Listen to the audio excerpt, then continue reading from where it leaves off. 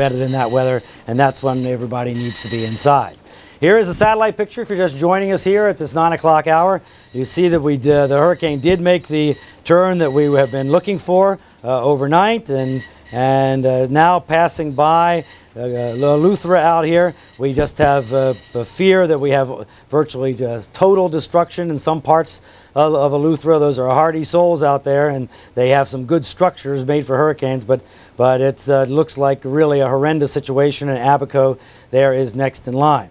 Here's the long-range radar, and you see the bands rotating around. Again, these little light bands coming in. Here's another one. But here's this heavier weather now passing over Grand Bahama, and again rotating toward us. Again, the eye is outside of radar range, out in here as we saw on the satellite. But as the storm moves this way, that'll get the eye up here closer to us, and that'll bring the bands in.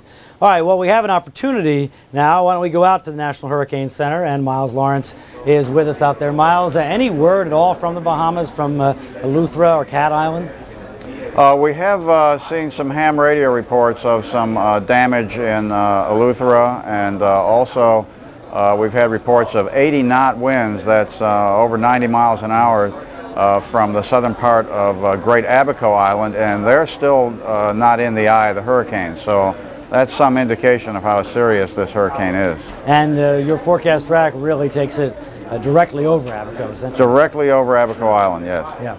All right, let's talk about Dade and Broward here and our timetable for deteriorating conditions. We can see clearly on our radar here and on the National Weather Service radar, clearly the edge of the stronger part of the storm still offshore a while. At what point are you still thinking late this morning when the weather will deteriorate in Dade and Broward? Well, we're looking for some of the outer bands of the hurricane to swing across Florida. Now, that hasn't happened yet, and sometimes it doesn't happen, even though we anticipate it for strange reasons. But we do think that during the day today there will be occasional bands of the hurricane moving through with winds to tropical storm force and some fairly heavy rain. And that's expected to go on for about 12 hours, at which time the hurricane will reach its point of closest approach to us, and then start moving away as it moves and threatens central and northern Florida. And so the next 12 hours are the critical ones for us, and we really think that we're in pretty good shape here. You think that closest point is going to come late this afternoon? Right, that closest point of approach should be late this afternoon, yes. And then how close a call is this going to be, or is it just too close to call for Palm Beach County, or northern Palm Beach County, and up through the central part of the state? For instance, Cape Canaveral there sticks right out like a sore thumb. It looks like very close to your track. Well, I think Central and North Florida have a real dangerous situation on their hands. Our forecast track has the center passing within just a few miles of the coast, and with the eye being the size that it is, perhaps 30 miles across, it's very possible the eye wall could actually move on the coast of central and or northern Florida. Now, we know that the hurricane force winds, what is the radius in the hurricane force winds now? It's still just over 100 miles? It's over 100 miles, but that's mainly on the east side and the northeast side of the hurricane. On the west and southwest side of the hurricane, which is the part closest to us, the hurricane force winds only extend out about 60 miles. Okay. All right, but how far out does the real core of this hurricane extend? I mean, we know that the hurricane force winds are one thing, but what the business part of the hurricane is this 120 to 150. Do you have any sense of that out from, is that 30 miles, is that half of that hurricane force distance, or do you have any feeling for that from the aircraft? Well, the real business part of the hurricane is in the eye wall. Right. And the diameter of the eye wall has been running about 30 miles, give or take a little bit, and it fluctuates also. So that's a diameter. The radius then is 15 miles, so between 15 and 25 miles from the center would be where you would expect the maximum destruction of the hurricane. All right, so that's how close to call. It's like threading a needle on whether you get this just monstrous destruction or just a really good blow. Yes. Yeah. Okay. All right, and I'm sure you folks are in close touch with the people at the Kennedy Space Center up there. In fact, I know you are. At what time are we thinking that they're really going to be facing this thing and this very close call? Well, we're talking about 18 to 24 hours for the eye of the hurricane to approach central Florida. So we're talking about during the day tomorrow for that area. Okay. All right, Miles Lawrence, we'll stay in close touch with you, and our best thoughts for the folks in the Bahamas, but just does not look good. Not good for them, no. All right, Miles Lawrence, thank you very much from the National Hurricane Center. All right, if I can, let me go back, and for folks that tuned in at 9 o'clock, and you folks in the control room, tell me if we have someplace we need to go. But I wanted to go ahead and get you the coordinates, because I know some folks may just be tuning in this morning. 25.4 and 76.2.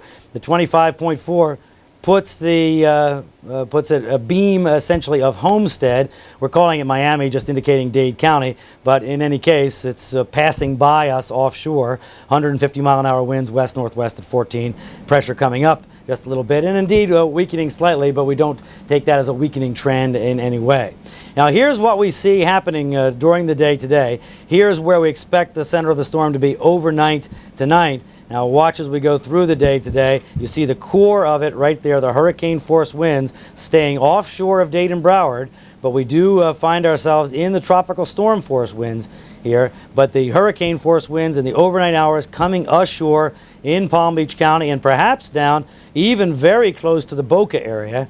But certainly central and northern Palm Beach County more threatened, and then the storm continuing on up the coast. And you can see on that track that brings it in like this, there's the Kennedy, there's Cape Canaveral right there where the Kennedy Space Center is sticking out. And if that eye wall goes over the Cape, as we learned last night, all of the structures on the Cape there will be exceeded by the winds. In other words, the building code that they used to build those things was not up to this kind of a hurricane.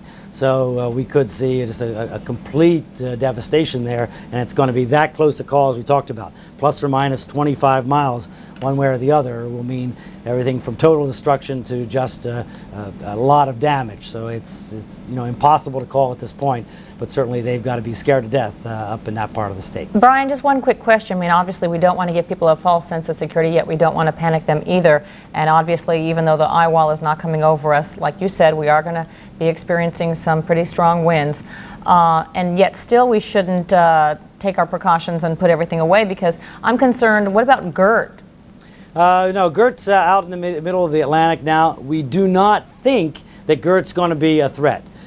We think that GERT will kind of follow Floyd, but Floyd will have already moved back to the east some, and Floyd will in some sense pull GERT up, or the system that let Floyd go by will still be gone, and GERT will move in behind it. That's, of course, no guarantee, because we're talking about 6 or 7 days away for GERT, but we're thinking positive thoughts about GERT right now. As far as we're concerned here, my biggest concern is people are going to go outside and say, well, it looks okay to me outside, and it is okay for outside now here. But the worst of this, remember, is going to happen this afternoon, whatever the worst of it is, and it will be, I think, significantly different in Homestead than it is in Deerfield Beach. The weather will deteriorate, will be much worse the further north you go, just because being closer to the center of the storm, just in the distance of the main part of metropolitan southeast Florida here. And then significantly worse yet as you get up to northern Palm Beach County. So, we just have to think about it that way, and we just have to watch it happen. But for now, again, we have another hour and a half to 2 hours here where it is safe to go outside. And real-time radar shows you where the bad weather is. There it is out there.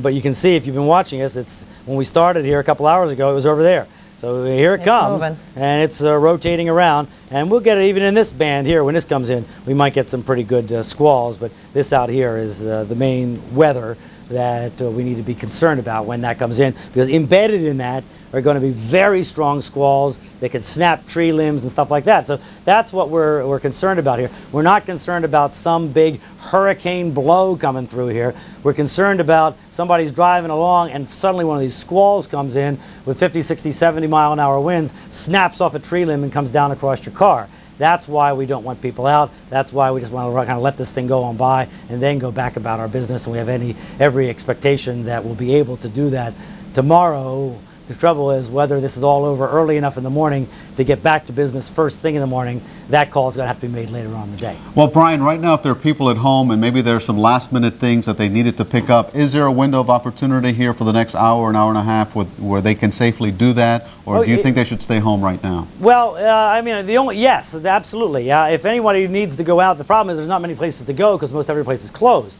So, but what we don't want is people going out milling around and hanging around, because the emergency systems are kind of pulled back waiting for this to happen. And what would happen if you went out and you got involved in an accident or just something bad happened? So if you don't have to go out, there's no reason to go out. If you have to, if you have some kind of emergency or whatever, now there's nothing unsafe about being out right now. But I mean, our city is pretty much shut down to allow this thing to happen. So let's let it happen, and if you don't have something you absolutely have to do, let's just let it happen, and with any good luck we'll have a few problems, and we won't have any big problems, and we'll go on about our business, and we'll focus on points to the north. But again, especially in Broward, and more so in North Dade than South Dade even, you know, you have this more likely to have that kind of problem I talked about, of just all of a sudden something coming along and snapping a power line or a tree or something like that, and those kind of things are dangerous and life-threatening. So that's why we go through this mode, even though we're not expecting some kind of catastrophe. Okay, thank you. Hopefully we won't have a catastrophe. Brian Norcross will be checking back with Brian on and off again. And you know, we're talking about things you shouldn't do, and one of the things you shouldn't do in a situation like this is go to the beach. But Evan Bacon is on the beach in Deerfield Beach, and apparently you've been seeing some people out there, right, Evan? Oh yes, there are some interested people coming out to see what's going on. We're standing in a sustained 25-mile-an-hour wind, I would guess. It has been blowing since daybreak this morning at a pretty constant rate. If you look behind me, you can see the Deerfield Pier about a quarter mile in the distance, braving the waters. The seas have been pretty rough throughout the morning. I would guess the waves somewhere between 3, 4, maybe sometimes 5 feet, a little ways out. Great for surfing. A few people actually went into the water, got their surfboards out, rode a few waves, and Broward Sheriff's Office were quick on their tails out there, telling them to get out of the water. They got out just a few minutes ago. Look up into the sky. You get a sense of the movement of the wind coming in. The clouds are low. They are moving fast across the horizon. You can see blue skies with the gray clouds and some white clouds. Obviously, very unstable up there, but people seem to be interested by what's going on. They were out here earlier, quite a few people, now just a trickle, but I want to introduce you to some people that are here for a good reason. This is the Deerfield Beach Patrol. Bruce Sutherland, what are you doing out here today? You have a purpose out here. Yeah, we're out here securing our equipment and securing our lifeguard stands in anticipation of the storm surge. And making sure that everything is, you know, battened down right now? Right. We're making sure that the surfers are staying out of the water, that swimmers aren't going out in the water. The conditions are very hazardous right now. We have very strong undertows and rip currents. Got to admit, it's tempting for anyone who likes surfing to go out there. Why shouldn't they go out there right now? You tell us. Because with the undertows the way they are right now, if somebody was to wipe out and lose their board, they could be pulled out in the ocean and not have the strength to make it back to the beach.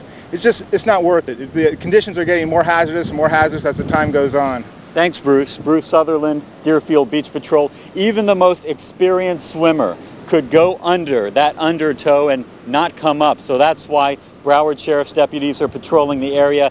Those guys you just saw will be on guard until noon today, watching, making sure everything's okay. That's the latest from here on Deerfield Beach. Evan Bacon, CBS 4 News. All right, Evan, thank you very much. Glad to see that at least a nice authoritative presence is out there trying to keep everybody safe. It's no time to go surfing, absolutely. No. All right, our continuing coverage of Hurricane Floyd will be continuing in just a moment. When we come back, we're going to have some all the latest information and developments as soon as they happen. And I got an interesting phone call yesterday. Despite all the coverage, someone called and said, you know, I just wanted to know one thing. I'm like, what? Are the Dolphins going to play? Is the game going to be on? So yes, obviously that game was on yesterday. That phone call was from a major Dolphin fan. Yes, very true. Just like you and I are both big Dolphin fans. Yeah. And you know, the last 24 hours have been very tense in South Florida, so it's nice to know we have some good news to report. As many of you know, the Dolphins are back in South Florida after a big win yesterday.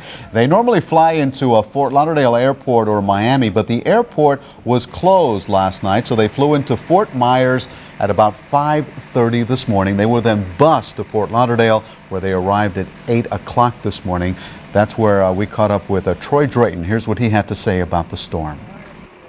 You know, we're really concerned with our families and friends back there in Miami, but hopefully that kind of took their mind off the hurricane a little bit, and they watched us win. And I'm sure we had a lot of supporters back there, a lot of people probably pulling their hair out, jumping up and down on the couches, and They certainly had a captive audience. The Dolphins won that game, of course, against Denver, 38-21. Yay, some bright spots during all this. Obviously, because of the evacuation warning, evacuations, mandatory and voluntary, a lot of shelters have been filling up. And CBS 4's Lisette Campos went to Miami-Dade to check out how some of the shelters were going, how they were running there. I'm Lisette Campos in Miami Lakes with the story on the shelters. We can tell you that as Hurricane Floyd has approached the Florida coast, many people have taken seriously the warnings about going to shelter, evacuating from evacuation zones. We can tell you that so many folks have gone to shelters that the American Red Cross is reporting that at least 8 of their shelters are now filled to capacity. Among them is this school, Hialeah Miami Lakes, located on West 12th Avenue in Hialeah. The American Red Cross shelters have opened up 8 additional sites to accommodate the people. We are at approximately anywhere from 1150 to about 1200 right now, and still some people are trying to come in. Unfortunately, we've reached capacity. We do have other shelters in the area that are open, and we are redirecting to them to different shelters right now. Well, as you could probably see, it's first come, first serve, and wherever they drop their blankets, that's where the area is at. We are obviously, for safety purposes, not using our 3rd floor. We're using the entire 1st, 2nd floor, cafeteria, auditorium, and they are now completely full. I'm afraid, to tell the truth, no, because because I live in the beach. I live in Surfside. Right. So you live in an evacuation zone. Yes, yes.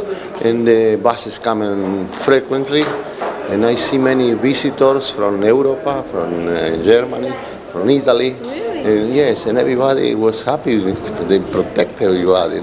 Overnight and into the early hours of today, some 8,000 people in Dade County have sought refuge at American Red Cross shelters.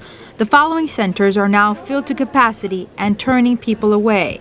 They are North Miami Senior High School in North Miami, Michael Kropp Senior High School in North Miami Beach, Hialeah Miami Lakes Senior High School in Hialeah, Hammocks Middle School in Kendall, Citrus Grove Middle School in Miami, Charles Drew Middle School on 18th Avenue Northwest 60th Street in Miami, Southwood Middle School on 163rd Street and Southwest 80th Avenue in Perrine, and North Miami Middle School on 131st Street and Northeast 7th Avenue. Water.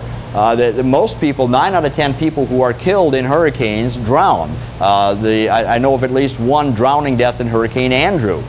So the water is really the big problem as the storm surge comes ashore. And what the storm surge is, by the way, I don't know if I've ever said this recently, but it's the gradual rising of water that is literally pushed ahead of the storm center itself. And the water rises, and on top of that you've got tide, and on top of that you've got wind-blown water. So you can easily have water level that's 15, 20, or some cases even 25 feet above where it normally is. And in the Bahamas, I know that Grand Bahama is a little more hilly than what we have here, but not much at all. They've got pine trees, and you're talking maybe 10, 15 feet. So I take that back. It isn't much different at all in South Florida. It's a very piney island in some cases, but it really is relatively flat, as are the Abacos there. So they've got a major problem on their hands. Considering a direct hit to the Abacos and to Freeport, what about those watching us right now in Nassau and Paradise Island? All right, in Nassau, there would still be hurricane force conditions. As a matter of fact, you can see right here getting very close to the eye wall of the storm, which surrounds the eye right about there. So it's going to be a very, very narrow hit. If the storm wobbles back to the west, Nassau is going to be much worse than if it continues on or wobbles up to the north. And we'll know that in the next 6 hours or so where that wobble is going to be. But you can see how the red area, Dwight, here wraps around the storm, and on the bottom right now the worst part appears to be in the last image right down there. So it depends upon where that maximum intensity wind is as the storm wobbles past Nassau will determine exactly the damage that they get. I'm afraid that Abaco and Grand Bahama are more likely in the path, and it probably will make very little difference if the storm wobbles for them. All right, thank you, Don. And you know, we have Matt Lorch on the phone in Nassau right now for us, who can give us an eyewitness account of what's going on there. I suspect you're having some very nasty conditions, Matt. That's exactly right, Christy. You heard Don there say that the eye is approaching, and we are feeling it here in New Providence. Floyd is absolutely pounding this area right now. I look out my window and I see storm surges, 10-foot swells here on Paradise Island. We're hearing reports of 23-foot-plus swells elsewhere here in the Northwest Bahamas. We are seeing about 60-mile-per-hour gusts, 80 mile-per-hour winds, sustained winds with 80-mile-per-hour gusts. It's knocking down trees. You look right out of the hotel that we've set up camp, and you can see power lines down. You can see awnings fly off. Cars are shaking because the winds are so intense. It's quite a sight. And we just lost power a few minutes ago because we have a generator here in the hotel. It came back on. Now, the eye is expected to pass, according to radio reports here, 10:30 to noon. It could be a little bit later now. We'll keep an eye on this thing. They have been most concerned about Eleuthera and Abaco, but like Don just said, this thing's been wobbling, and as it does, everybody here kind of holds their breath and just waits to see what happens. And it's been pretty tough on the tourists and the locals here. Matt, give us some sort of an idea of how long you've been dealing with this for people who haven't heard from you yet and are just tuning us in this morning. This has been going on for a very long time. You've been putting up with these conditions.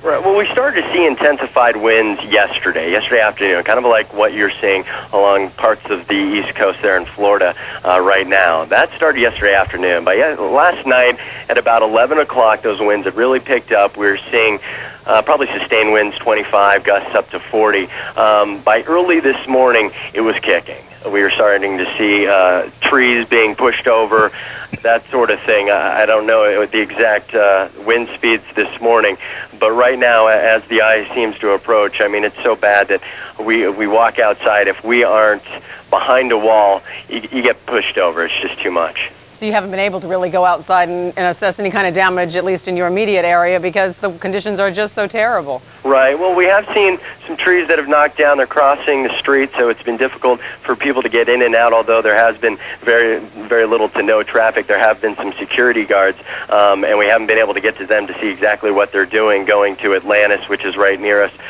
which is a big hotel also. But there hasn't been any traffic to and from our hotel, so we don't know exactly what those people are doing, and we haven't been able to get a hold of them. But what we can tell you is that the sea is now crashing. The waves are now crashing right up against these hotels, and it's really something else. It's a sight to see. And how would you describe the mood of the folks there in your hotel? You mentioned that some of them are afraid. I would think there might be a difference in the mood between the tourists who are visiting the island and Bahamians who live there and have experienced perhaps something similar to this before. Bahamians take this in stride. I think we all know from covering hurricanes in the past that this is a part of life out here. But yeah, tourists, for a lot of these people, it's their first hurricane. And to turn on the TV and see the reports and now feel the pressure of Floyd, it's a lot for these people to deal with. Downstairs, they have evacuated pretty much everybody to the first floor, asked everybody to come down to the ground level of the hotel. And they've set up kind of a makeshift camp downstairs. They have some entertainment. But people, the real entertainment is right outside the window. And every time there's a big boom, every time there's a big thud, people quickly think, are we going to be threatened here inside? How long is this shelter going to protect us? But for now, it seems to be holding. You mentioned Atlantis. Of course, that's a $500 million structure that was just recently built. Matt, still with us? Yep. It'll be interesting to see once he has an opportunity to venture out and see what kind of damage was done there. Matt Lorch joining us by phone from Matt. New Providence Island. The conditions are going to deteriorate significantly as you go up the coast. As far as any buoys offshore or any kind of real tangible reports of the wind at the surface, do we have any of that? Nothing new. I believe there was a report perhaps from ham radio a few hours ago of the Abacos getting 70-mile-per-hour winds, but of course conditions have worsened since then. Do you have any feeling yet for on the 11 o'clock advisory? Are we looking at taking down the hurricane warning for any part of South Florida, at 11, or might that wait till later in the day?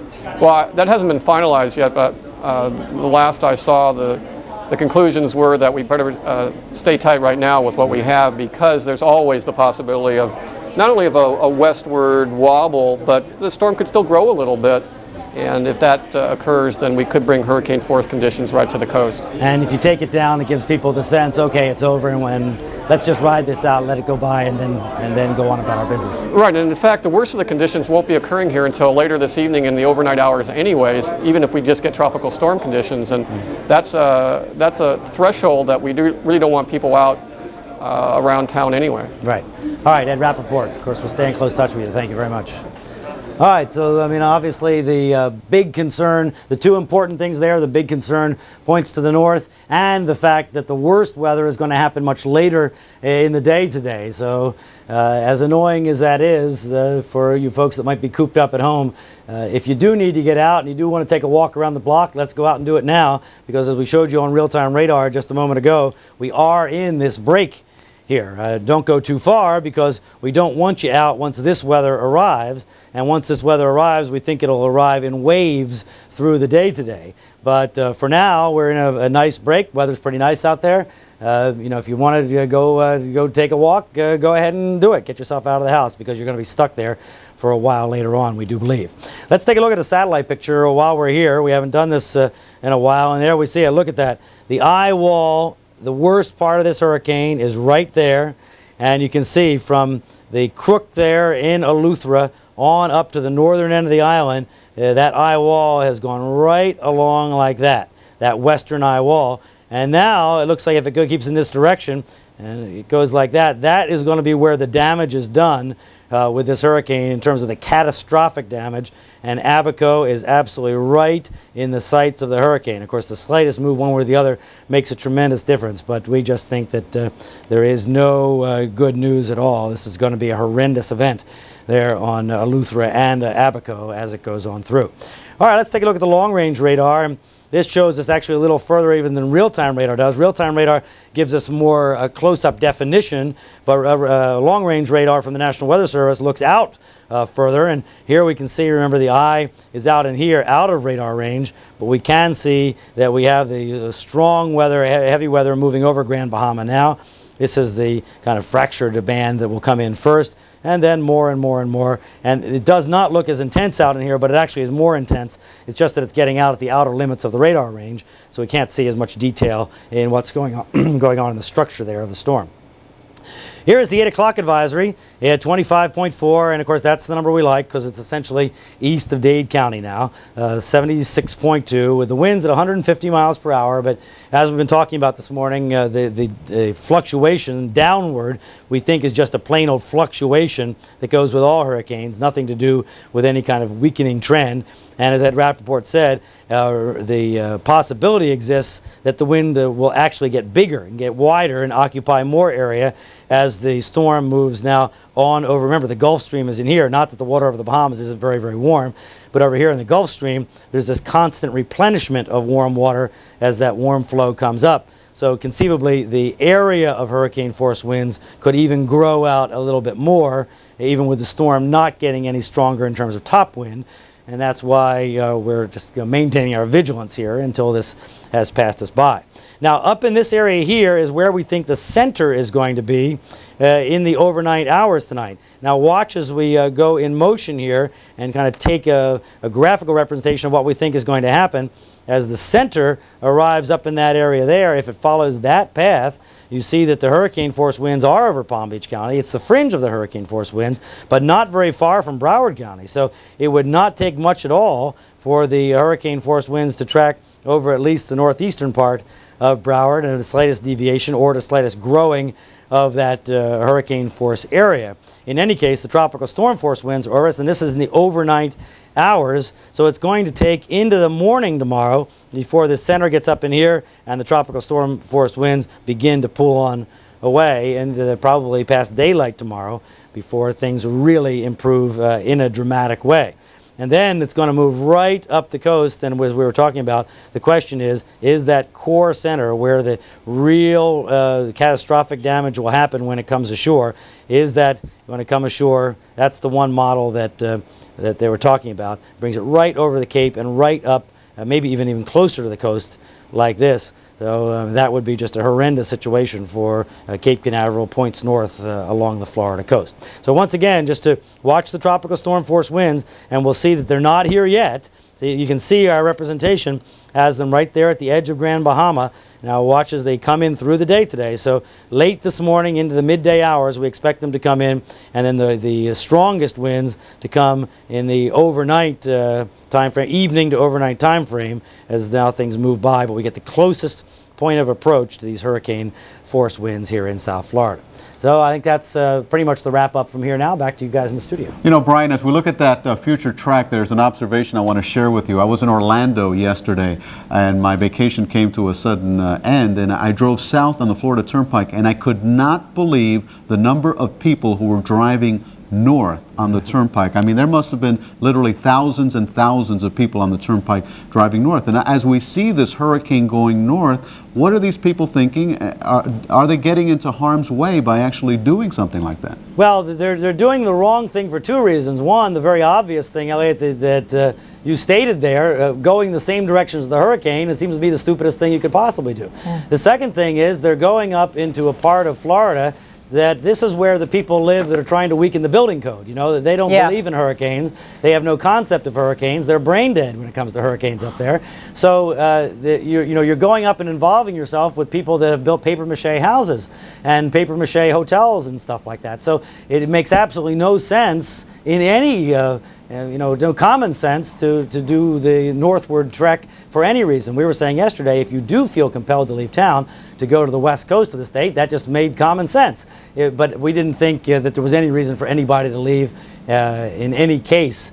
South Florida, we have the strongest buildings. We have the best hurricane system here of any place in the state. So there is no reason for anybody to leave South Florida for any hurricane. Yeah. It's more dangerous to leave than it is to stay. Brian, I was going to say, I mean, like you just brought up, which I was going to say was up in central northern Florida, they do obviously want to weaken the code. This has got to be one heck of a wake-up call for them, because they're used to whenever we have the warnings or watches, it's always the southern tip of Florida, it's the Keys, it's Monroe County, Broward, it's never them. Well, you know, you're right, Jennifer. They do not get the likelihood of having a hurricane. If we look at the last 100 years of having a hurricane up in this part of Florida, is almost none. 1964 Hurricane Dora came into Jacksonville as a Category 2 hurricane, and that's just about it for North Florida. Now, if you go back further in history, in the late 1800s, there were actually quite a few hurricanes that came through Central Florida, back when it was a next to nothing, well, the whole state was a next to nothing place back then, but they did happen. And the way hurricanes work is they tend to go in clumps. In the 1940s, we had hurricane after hurricane in the southern part of the peninsula. We've seen here in the last few years up in the Carolinas, it's been storm after storm, and it looks like that this storm will impact the Carolinas in some fashion as well. Whether it's a glancing blow or whether it's a dead-on hit, we don't know yet. But we've seen that trend here recently. They've been getting a cluster, and we also have noticed a tendency for storms to have more effect on Central Florida. Hurricane Aaron a few years ago ended up going through Central Florida, and all those people that left South Florida and went up there got to deal with a very weak storm, as it turned out, but it went through there. So perhaps what we're finding is that hurricane cycles are very long, maybe 100 or 200 years, where you can get in a cluster where things change. And again, indeed, even though you haven't had one for many, many years, or had many over 100 years, you start getting into them. And we have no reason really to think, no good meteorological reason, why this entire state would not be prone to hurricanes. Right. So that just emphasizes the fact that this whole building code discussion is a silly discussion, and maybe it will be quieted after this event happens. Well, Brian, do you think those people are any safer if they left places like Daytona Beach and Titusville and went inland to Orlando? Because that's one of the things I noticed there, that the hotels in Orlando were filling up from people from the coast of Central Florida. Yeah, for this kind of hurricane, I think absolutely. If you have friends up there and you want to tell them where to go, to the west, in the same way that we were telling people here, if you wanted to go somewhere, go west, because we have no expectation that the storm is going to hang a left here and go through Orlando. Well, we think that the hurricane force winds may conceivably reach Orlando, but probably not, because as Ed Rappaport was saying, the center is actually over here, and the hurricane force winds don't extend out as far on the center on the left as they do on the right. So even if the center were to come over the Cape, that would only take, that's 60 miles inland for the hurricane force winds. Now Orlando is about 50 miles from the Cape, so, but that would be the very fringe, and certainly if they were up here in Daytona, Orlando is definitely at a weaker point in the hurricane for any reasonable scenario that we foresee right now. So yeah, they are better off going to Orlando. The problem with Orlando is you have all these big high-rise hotels built not to a very good standard, and you get up in a hotel, it's just like being up in a condo here. As we said, we don't want anybody, when the winds really start blowing good, to be up on the higher floors. It's just dangerous. So you go to hotels that don't have very good hurricane protection, and you know, you put yourself potentially at risk by being up above the ground. If they stay near the ground in Orlando, they're far better than they are at the coast. Okay, so the people here in South Florida and Dade, Broward, Monroe counties who stayed here can feel like they certainly made a wise choice. Thanks a lot, Safer. Brian. We're going to take a break right now. We'll be right back. In the meantime, though, we want to show you one number right there.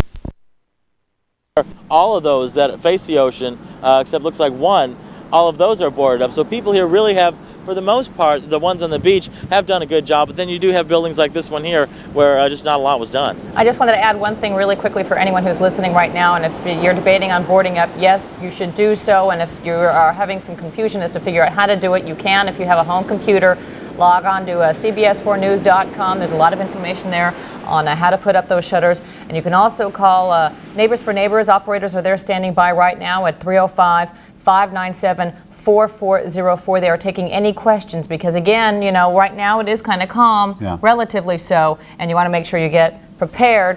Like you said, better Weather moving in, and if you've been watching us here this morning, we've seen this sort of relentless movement of the edge of the bad weather right there, now passing Grand Bahama. This out in front of it is going to be some light squally stuff, but embedded in this weather here is the fringe of the stronger winds and the heavier squalls and whatnot as that rotates on here toward the coast.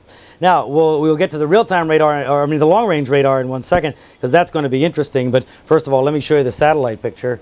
And here you see, again, going right by Eleuthera. It looks like that eye wall is right on Eleuthera, right in that Spanish Wells area, just approaching Spanish Wells. We're probably right there by now, because satellite pictures are always delayed, in this case about 20 minutes or so. So this is Spanish Wells right up in here, and boy, it just looks very, very bad for those folks there. The only slightly good thing is they are on the left side as the hurricane is moving forward, but that's in a 150-mile-an-hour hurricane. That's only a slightly good thing. Winds may be slightly less there, but boy, we still think we're thinking the worst is happening in that location. All right, now here is the long-range radar, and here we can see, if you look over on the side of the screen, our first look right there. That's the back edge of the eye, so it's just now coming into radar range. So as the storm, there's the eye. Looks like it's right about there based on the radar. So you can see that it's essentially due east of Miami now, and moving on off to the west-northwest. So we're feeling very, very good about the fact that this worst part of the hurricane, which the absolute worst part, the catastrophic part, is right there. The worst part is about right there, or actually about right there, something like that. And so we're feeling very good about the fact that that's going to stay offshore. But we do have a good timeline for you here, I think. I'll get to that in 1 second. Just let's do the numbers first. 25.4, 76.2. Still 150-mile-an-hour winds. We'll get another update from the National Hurricane Center in about 45 minutes. West-northwest at 14. There's the pressure, 929 millibars, now 255 miles due east of Miami. All right, now here's our future track scenario, and you can see, if you haven't been with us this morning, that we've taken Dade County out of any likely approach by the center of the storm. Broward is a very slight chance, but all of the highest likelihoods are all far offshore for the center of the storm. Now, how about the winds, though? Here are the tropical storm force winds, and now we actually need to update this a little bit because we know that although the winds may just not be over Grand Bahama, the bad weather band is just past Grand Bahama. Now we can see it on the real-time radar. But in any case, right about there, these are the hurricane force winds. And as we saw, the center, the eye of the storm, is located right about in there now. Back when this was made, probably about there. So more of the hurricane force winds are on this side of the eye than are on this side. That's just the nature of the hurricane. Now let's take a look at the future as we move forward here and watch the time. Here's where the time is going to be up here. Here's this morning. Now let's go on through the morning hours. Storm moving to the west-northwest. By 2 o'clock this afternoon, hurricane force winds over the northern Bahamas, tropical storm force winds here. 8 p.m. continuing to come closer and closer. 2 a.m. overnight, hurricane force winds over Palm Beach County and close to the northern Broward coast. So the winds in Broward will likely in the late hours of today be in tropical storm strength, in other words from 40 to 73 miles per hour. But gusts could very well be at hurricane strength in the area, especially of northern Broward. In Dade and especially in South Dade, the winds should stay only down in the 40-mile-an-hour range down in here, and also in the Upper Keys, of course, middle and Upper Keys, same kind of thing. So that's the scenario that we see. One more run through of the timeline here. Again, this morning, as we move forward into the afternoon hours, here we go there about 2 p.m. and here we come up on 8 p.m. That's about the closest we're going to get. At 2 a.m. it starts to begin to move away, but late day from late afternoon on through into the overnight is when we get the strongest winds, it looks like now, affecting our viewing area here. And again, the further north you are, obviously the worse the situation might be. And that scenario takes the storm very, very close to the coast up in central Florida, somewhere near just about Cape Canaveral is the thinking right now.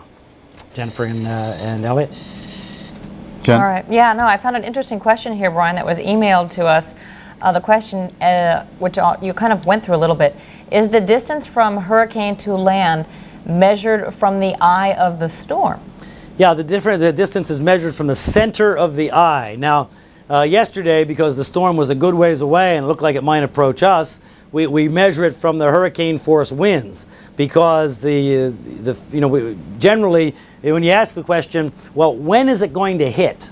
You're not concerned with the center of the eye, you're concerned with the damaging winds, when the damaging winds are going to hit. So in order that you can do the calculation of the distance and the speed, we measure it to the winds. But now that that center is not going to come here, we just measure it off to the center just so you can plot it on a map. So normally that's what it is, off to the center of the eye. Brian, I think these questions that we've gotten from our viewers are fascinating, and I know a lot of them may not have answers, but to me it just shows the many things that go through people's minds as they prepare for this hurricane. Here's something that I never would have thought of in a million years. It's a viewer who says that she's boarded up her house, but the house has an atrium. It's got an open window at the top of the house, and she wants to know if that's dangerous. I wonder if an atrium means like a big skylight or something. A skylight. Yeah, skylights are, if they're not current skylights, if they're older skylights, they are indeed vulnerable in hurricanes. There is nothing good to do for most old skylights. Now, there are modern skylights that are made to the current standard that are very safe, and as safe as good hurricane shutters, very, very, very strong, made out of some sort of material like Lexan or some other sort of hurricane-proof type material. And also some modern installations even might allow for some kind of shuttering there. But old skylights, those kind that are kind of dome-shaped, made out of some kind of plastic, are indeed very vulnerable and failed in Hurricane Andrew and would be expected to fail in any major storm. We do not think in this storm in South Florida that something like that will be vulnerable unless you're very, very unlucky and some big branch of a tree comes and smashes it or something. But just because of the storm effects, the direct storm effects of the wind, we wouldn't think we would have a problem.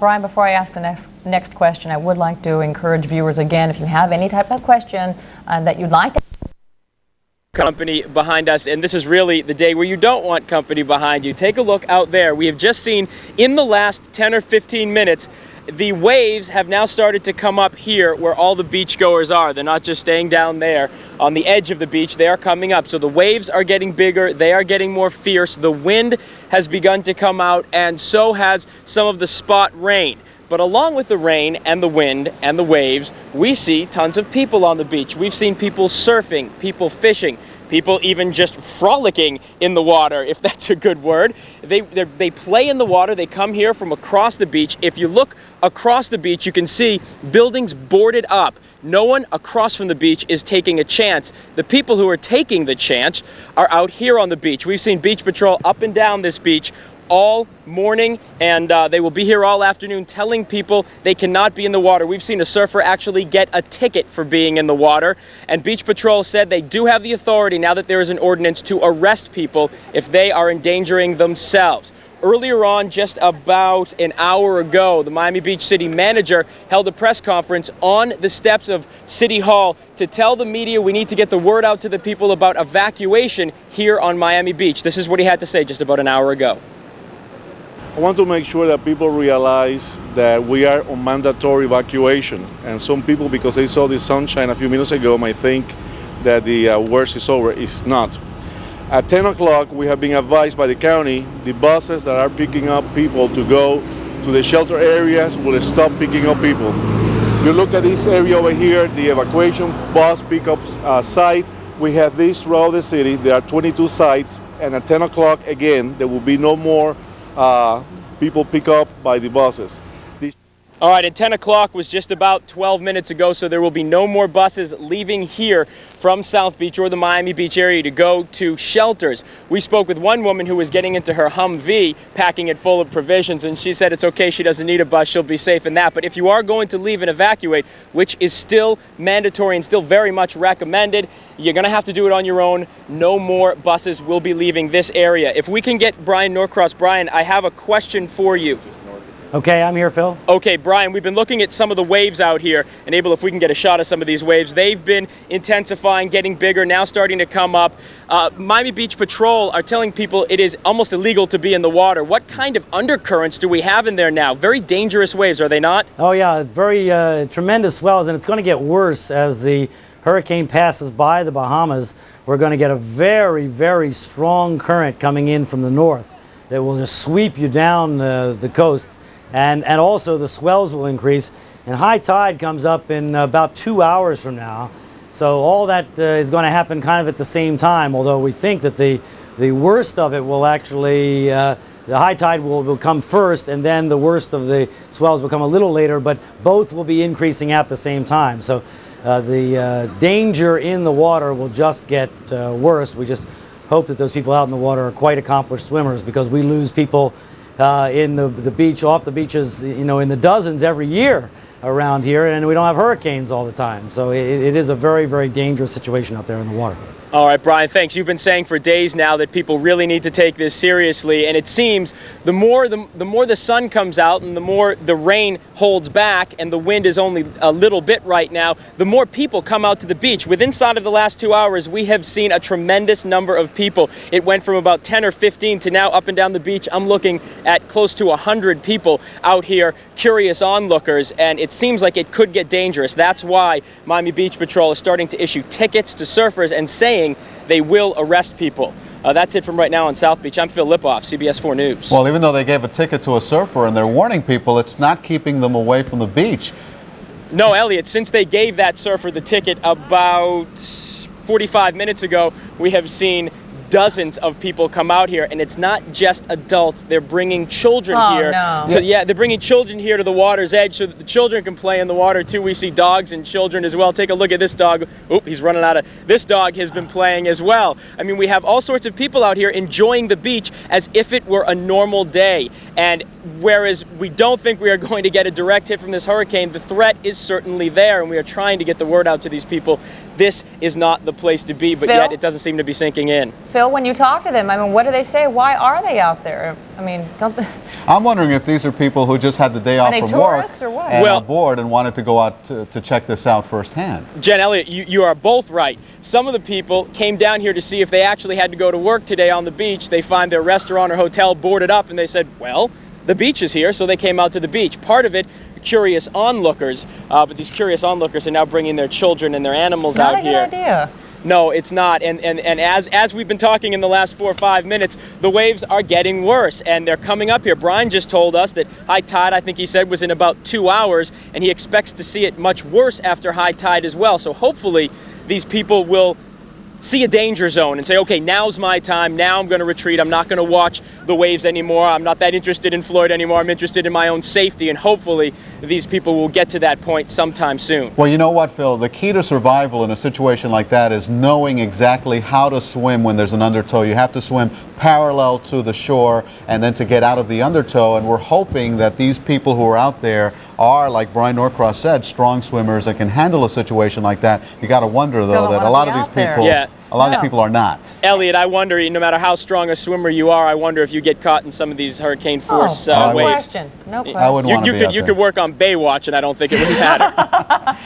Phil, one question. You were talking about one of the surfers did receive a ticket. How bad was the fine? Did you get to see it or talk to him? No, I didn't get to see the ticket. The Beach Patrol were not too happy with the surfer, not too happy with the situation out here on the beach. I didn't get to see how much it was. I desperately wanted to know. We do have a Beach Patrol car off there in the distance. Abel, if you can get a shot of that. When he comes back up here, I am going to ask him exactly how much that fine was and if he's going to be arresting people, because he said with this ordinance out there right now, they definitely do have the authority to arrest people for being out here in the ocean. Oh, wow. There's a lot of people we're seeing now.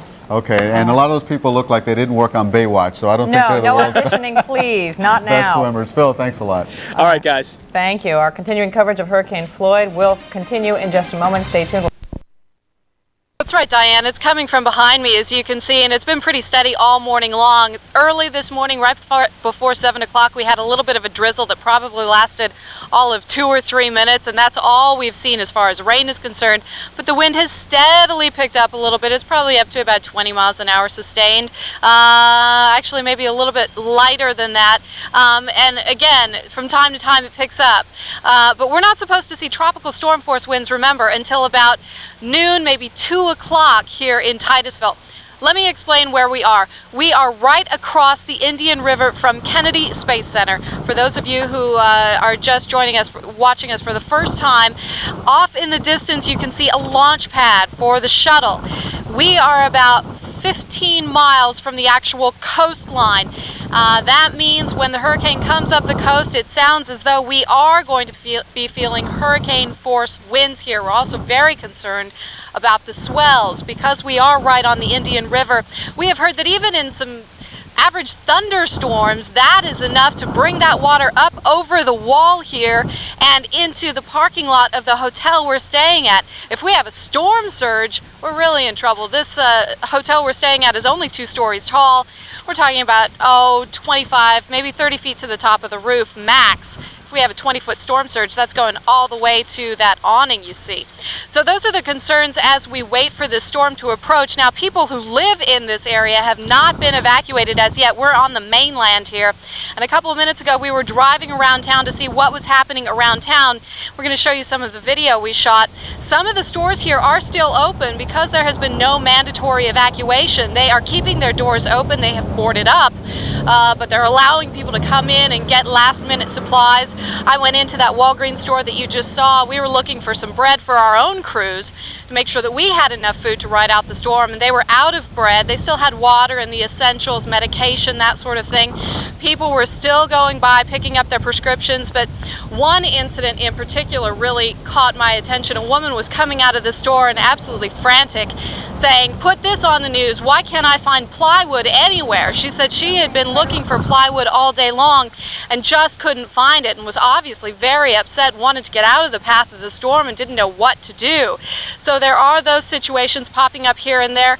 Then you have something that is a complete contrast. Just minutes ago, we're not going to be able to show you this video, but just minutes ago as we were getting ready for our live shot, Serge Panover, we actually saw a wave runner, a man on a jet ski out here in the wake, riding along, waving to us, having a great old time.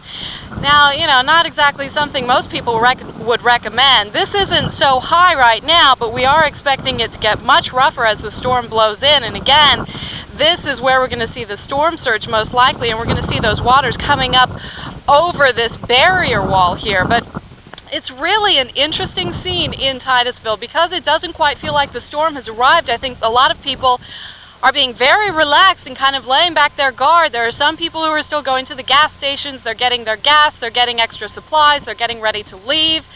But on the other hand, you have these people who are out enjoying the water, I guess. So it's a very interesting situation. As far as the hurricane, Are you trying to talk to me? Yes, Kelly, we just want to ask you a quick question. We're Sure, somewhat sure. surprised that the hotel you're staying in, being that close to the water, doesn't have shutters. It's interesting, isn't it? Now you can see all the way down. Can you see on the south end there? There are a couple of rooms down there that they have actually taped. Apparently, even when Aaron blew through, I believe Aaron was a Category 1, although Don can correct me if he's there. When Aaron blew through, these windows went, and I assume that they just take that as a loss when they get hurricanes blowing through here, that those windows are going to go. They clear out the rooms, from what I understand, of anything that might be valuable, any furniture, that sort of thing, and all of those are evacuated. They do not allow anyone to stay in any of those rooms that face the water. So it'll be interesting to see what happens with those. Obviously, the tape isn't going to protect them from being blown out. It could help with shattered glass, but that's No, it won't just even help. about That tape No. isn't strong enough to even help with shattered glass. And we're surprised that, again, operating a business that close to the water, that they aren't aware of that. Right. Once again, we're seeing it again, that people are just not prepared for a storm like this. Perhaps they've never seen a storm of this magnitude. Kelly, quickly before we go to a break, if you could reiterate for our audience that may just be tuning in, there is some great deal of concern at the Cape today because the shuttle aircraft are being held in hangars that can only withstand a certain field force of wind.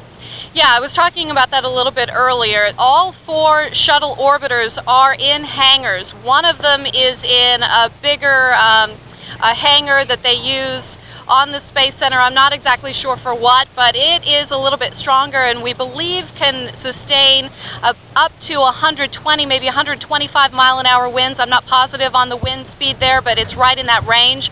The other 3 hangars can only withstand up to about 105 mile-an-hour winds.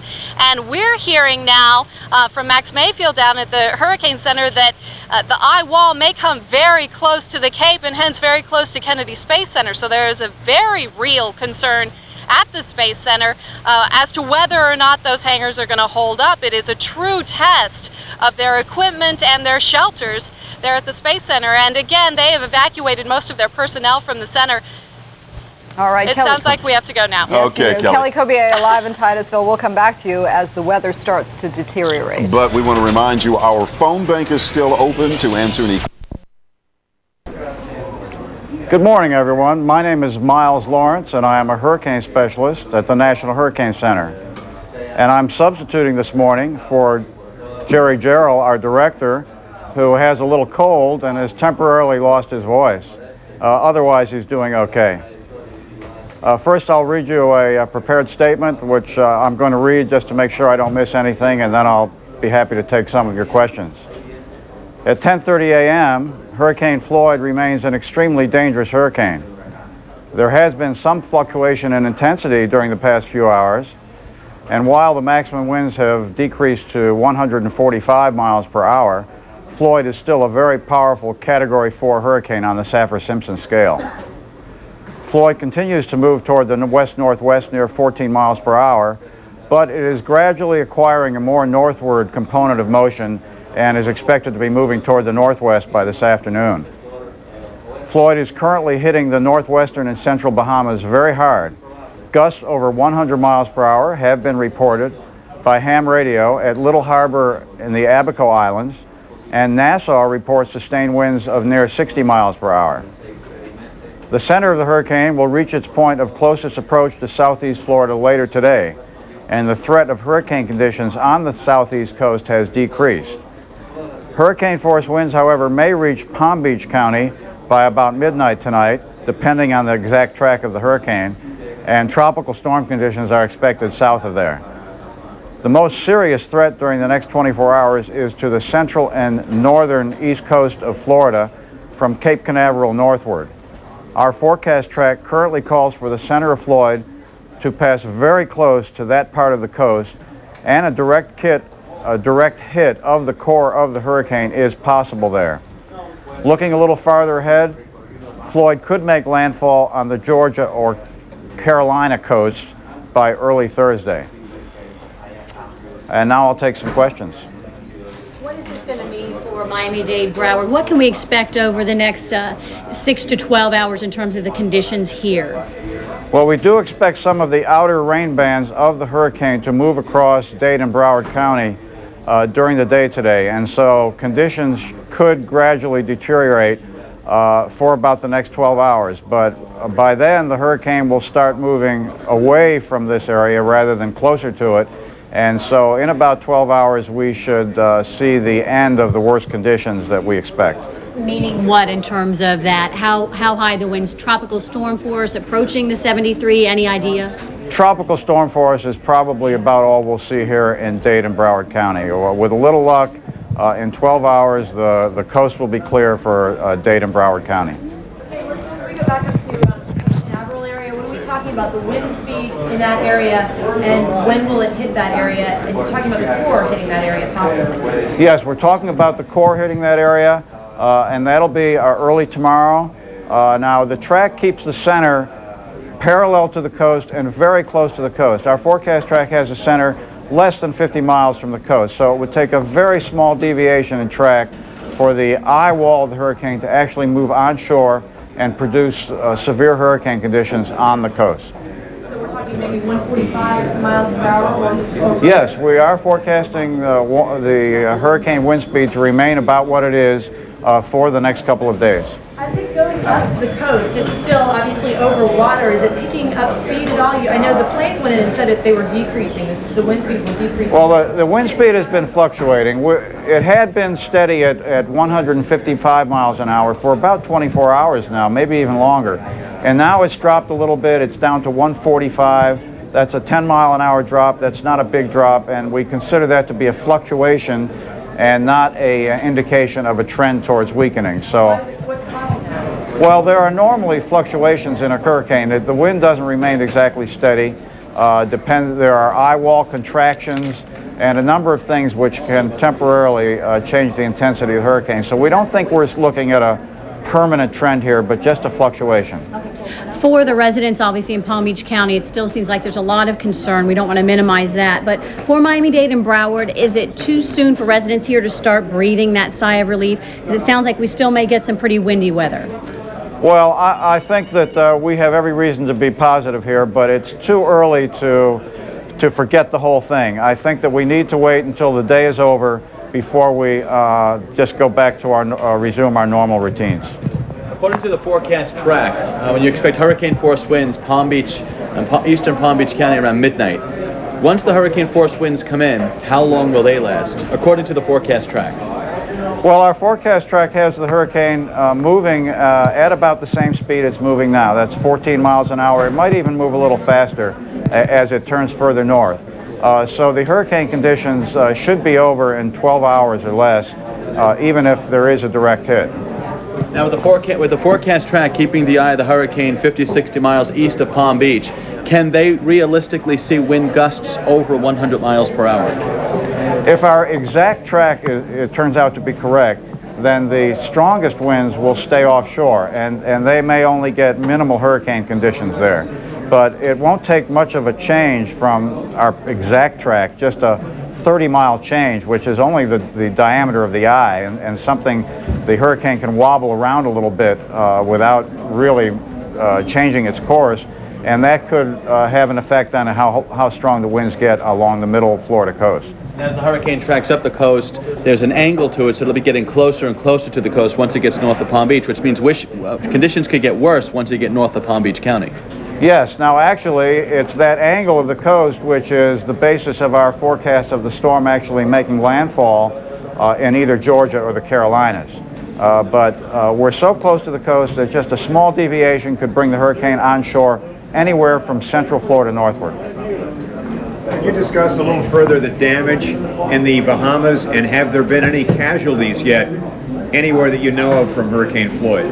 Now, I personally haven't heard of any deaths from Floyd, and even the damage reports are sketchy at this time, but the core of the hurricane is right over the Bahama Islands as we speak. Eleuthera Island has undoubtedly been getting the full effects of a Category 4 hurricane, and when the weather clears and we have a chance to find out what happened there, I think we'll see that there was a very serious hurricane there during the day today. Buildings would be gone, homes would be gone. Absolutely, that kind of thing. absolutely. What kind of message should that be sending to us here in Florida as we get those reports in from the Bahamas?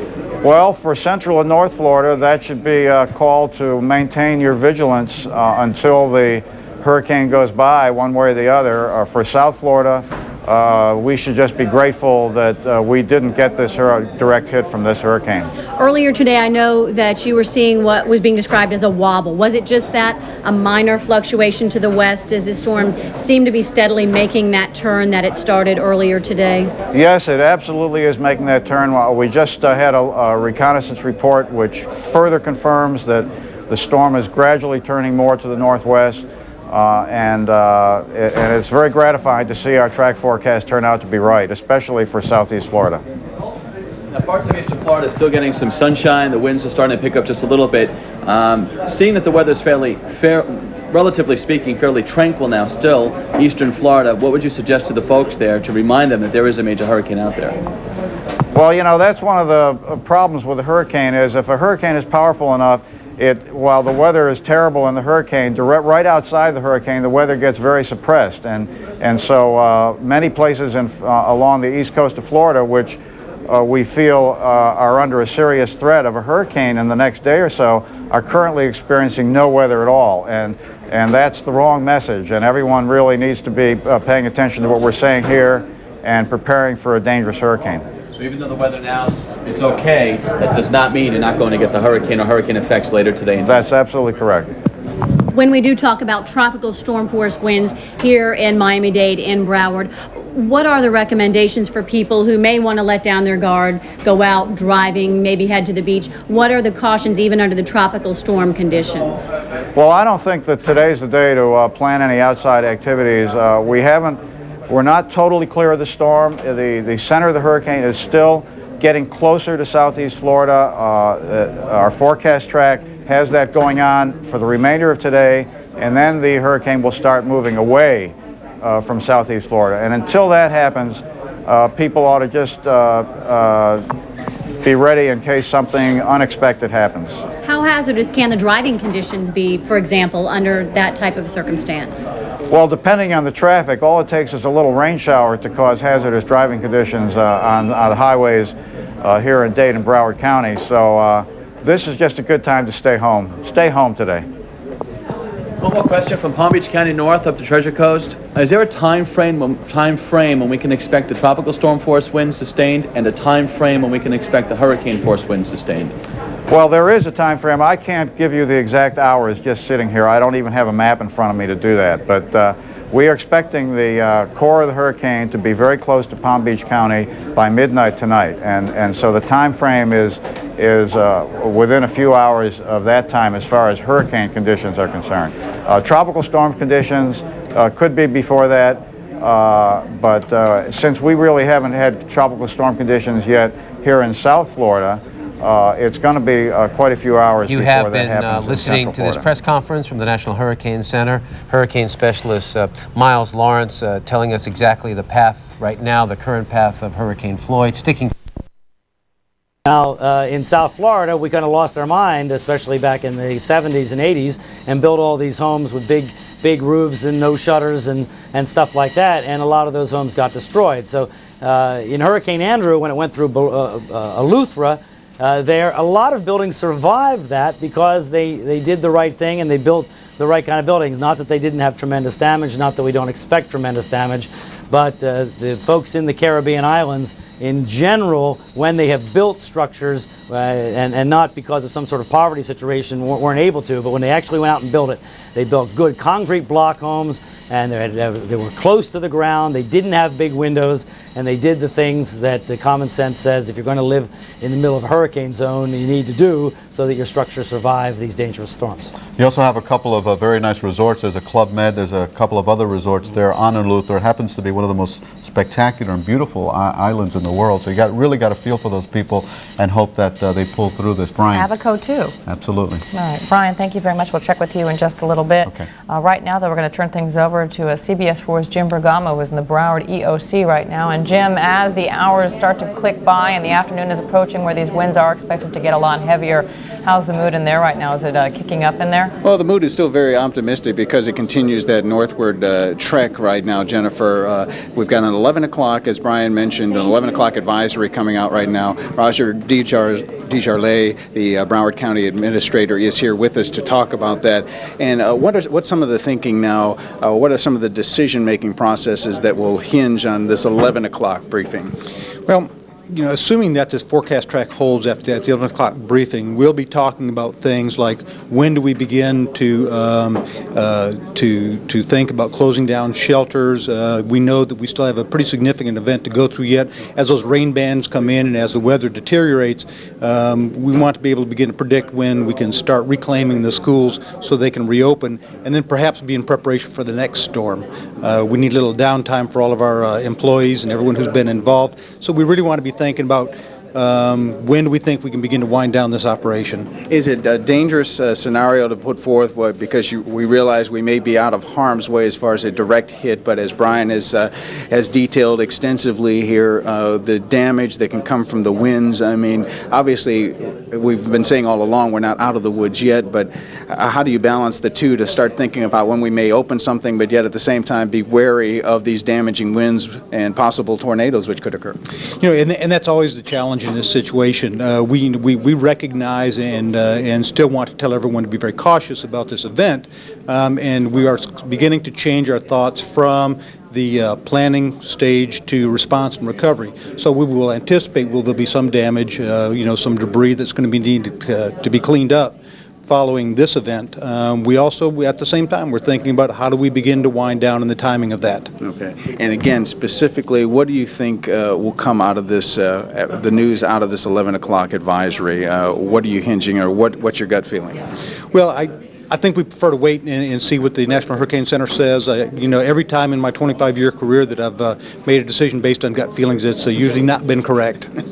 Well, that's one gut feeling you can stick with then. All right. Roger, thank you very much for joining us, sir. And of course, any questions that you still may have, Roger has brought up, again, trying to think ahead now a little bit. If you'd like the answers to the Broward County Rumor Control Hotline, of course, you can call that number you see on your screen, 954-831-4000. Any questions? We've emphasized this all day. No question is too silly to ask. The only silly question is the one that goes unasked. So, Jennifer and Elliot, that's the situation right now. Again, with the 11 o'clock advisory due out any minute, Roger, as well as others, will be back up here to brief the folks as where Broward County stands as of 11 a.m. Okay. Thank you, Jim. And we want to mention that there is a rumor control number in Broward. There's one in Miami-Dade County, and we've also been running our Neighbors for Neighbors. Those people are there, and they're fielding a lot of phone calls.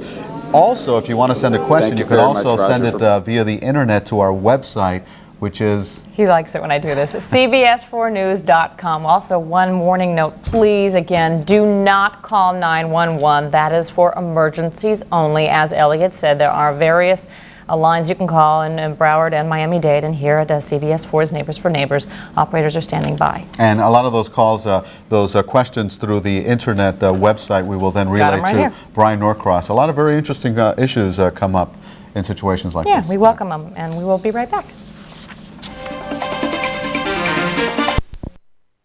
And we're going to update you on the situation on Hollywood Beach. CBS 4 reporter Ted Scouten has been standing by at Hollywood Beach. He filed this report just a few moments ago. Ted.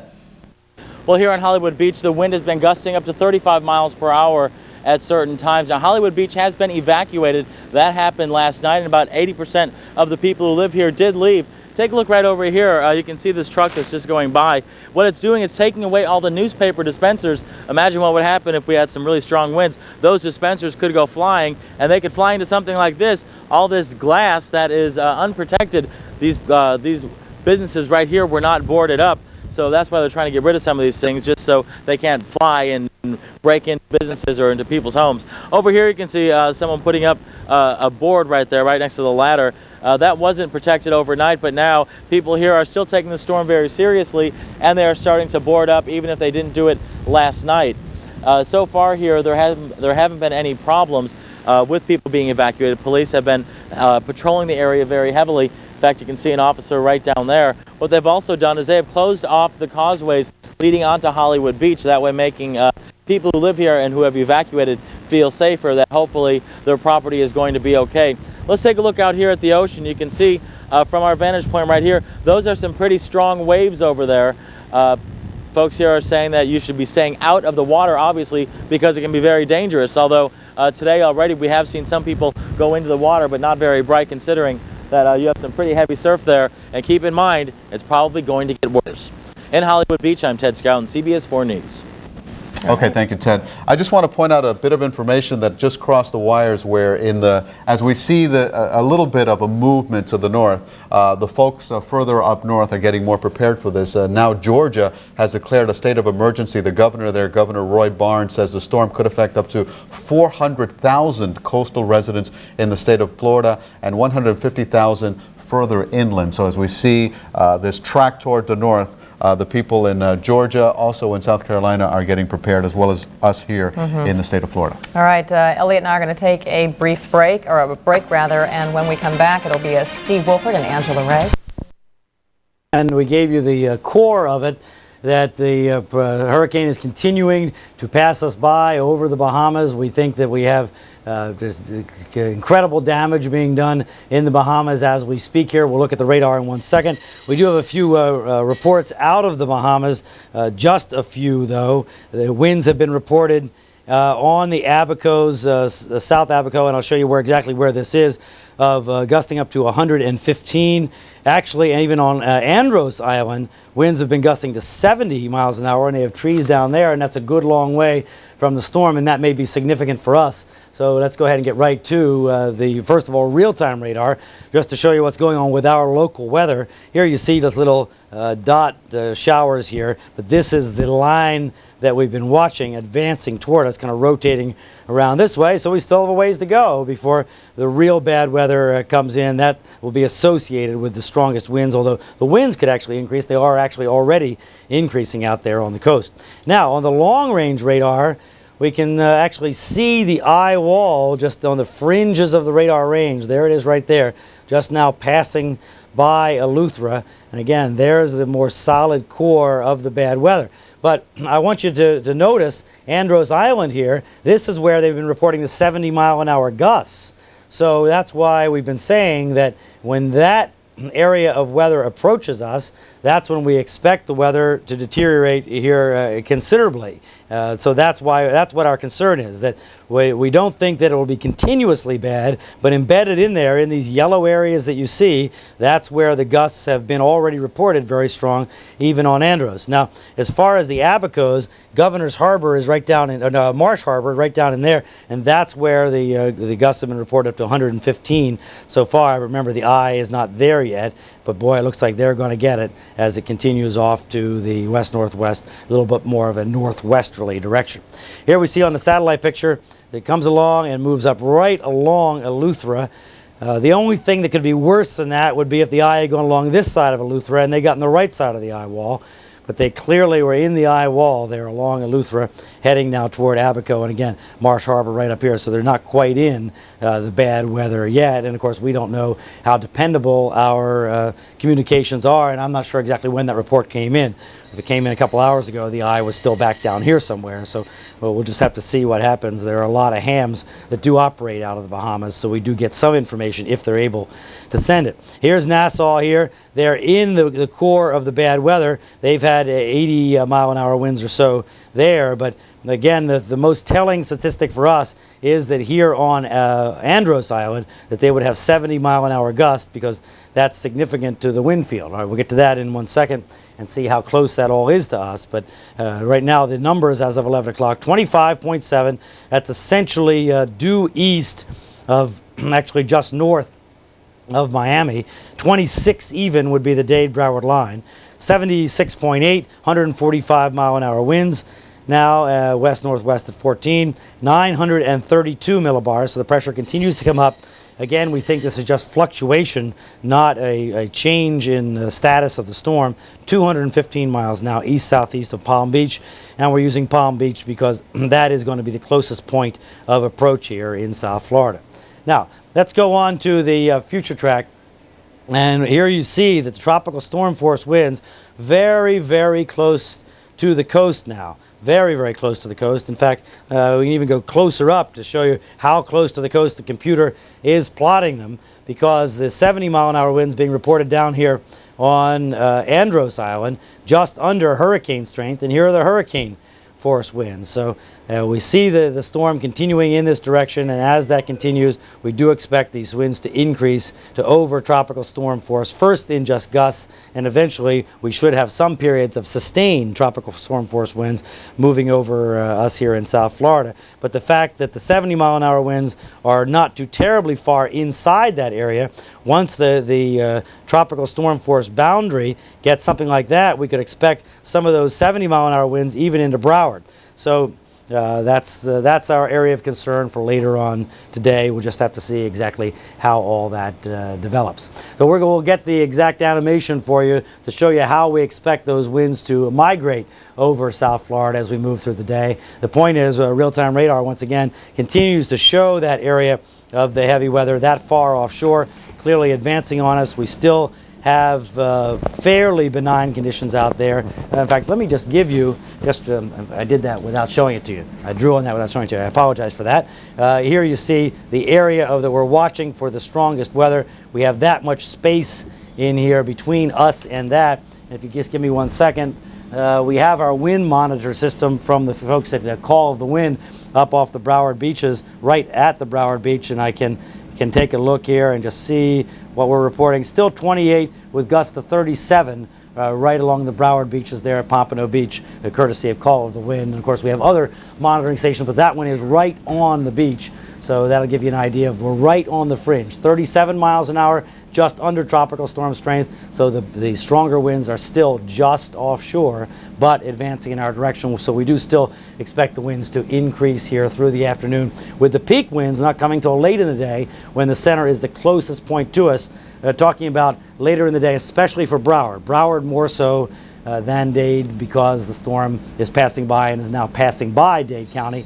Not that it won't still come closer because it's coming at an angle, but clearly the expectation will be that the higher winds will be in Broward than in Dade, and higher in North Dade than in South Dade, and higher in South Dade than in the Keys. But the thing will move by tonight, and by late tonight and early tomorrow start decreasing from south to north. Brian, do we have any reports yet out of Eleuthera? What's going on? Nothing out of Eleuthera.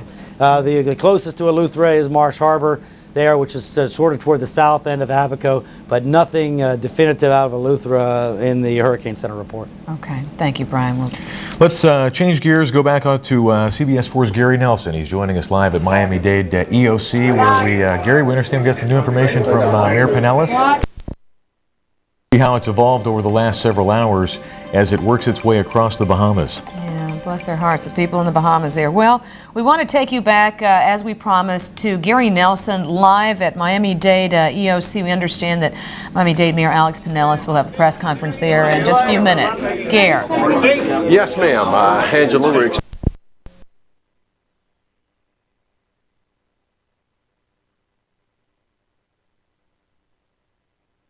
So fun. And for the answer to that, let's go back to CBS 4 Chief Meteorologist Brian Norcross and give us the latest, buddy. All right, Steve and Angela, it's getting kind of murky out there. Real-time radar shows you that we do have these isolated little showers here.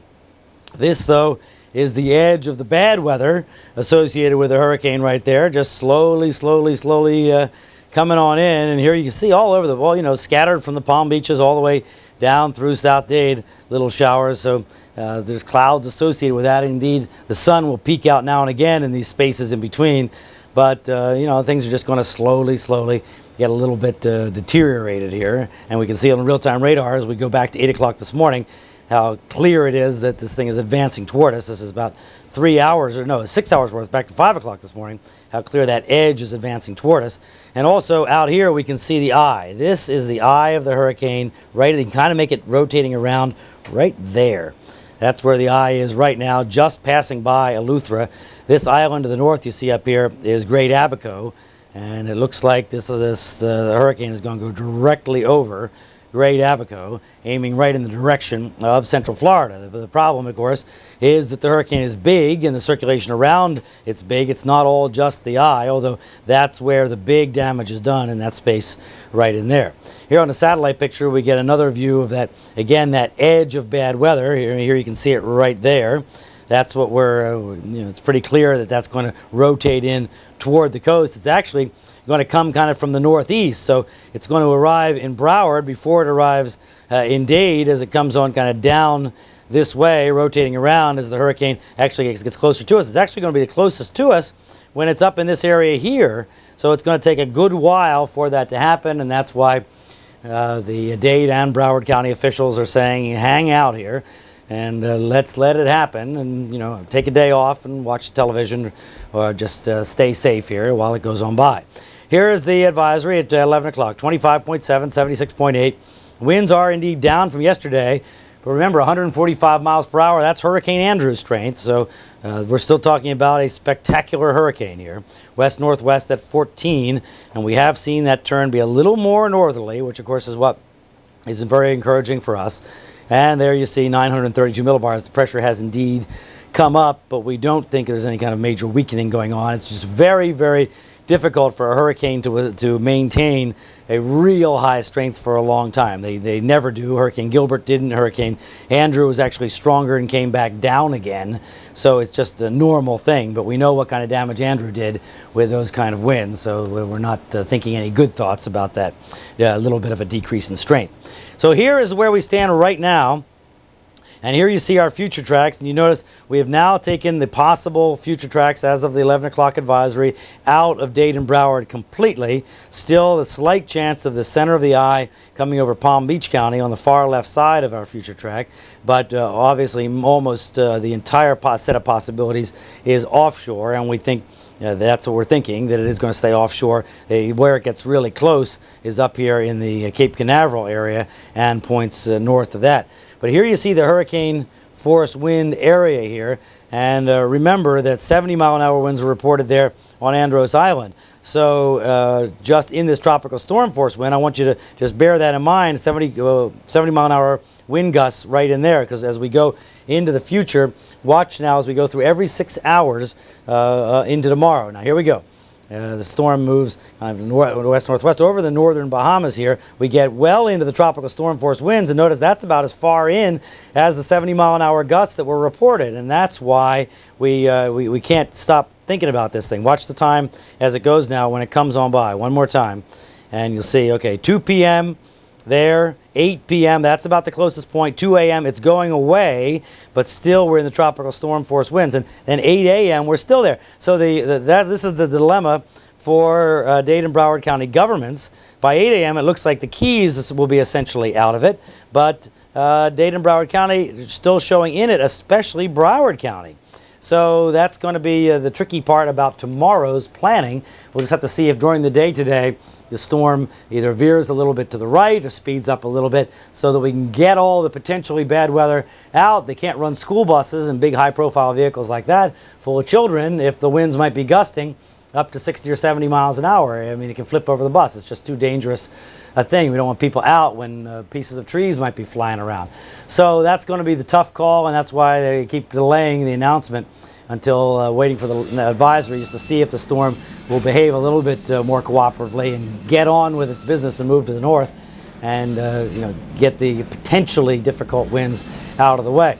Well, I should say, by the way, what we're expecting here, and let me just go back to the radar to show that. What we're expecting here is if this does indeed do as we expect and kind of rotate in over us like that, we expect that what we'll get is some bad weather and then some good weather, and some bad weather and then maybe some good weather. We don't expect it's going to be some kind of continuously bad situation, although once this area comes in, we do think the winds will increase into this part of the weather back in here, but you notice it's not solid, and we don't expect it to be that. We expect that you might have very strong gusts in one part of town at the same point that maybe the sun is even breaking through in another part of town. It's the nature of being on the fringe of a hurricane. The problem is in those bands is where on Andros Island they reported the 70-mile-an-hour gusts. In those bands is where you can have damaging winds that might snap a tree limb and knock it down on your car or something like that. And so that's why the challenge of both convincing the folks at home to stay home, because they might look out and see sunshine and not be aware that just up the street somebody's really getting a real good blow and dangerous winds outside, and that's what we're going to be dealing with here, I think, the rest of the day. All right, Brian, thank you. Thank you so much. A moment ago, we saw that nice sunny shot from Miami Beach. CBS 4's Phil Lipoff is out there right now. And Phil, it may be sunny, but we know it's got to be humid because we saw you cleaning the lens of the camera a moment ago with your shirt sleeve. And it's windy because I've seen you without the cap on. We've been watching you in this other monitor. See, we get to see things other people don't. Oh, so it didn't make air, me cleaning no, up. it did make air. You're busted. You have to do these things when you're out here and the wind's blowing so fast coming right at you.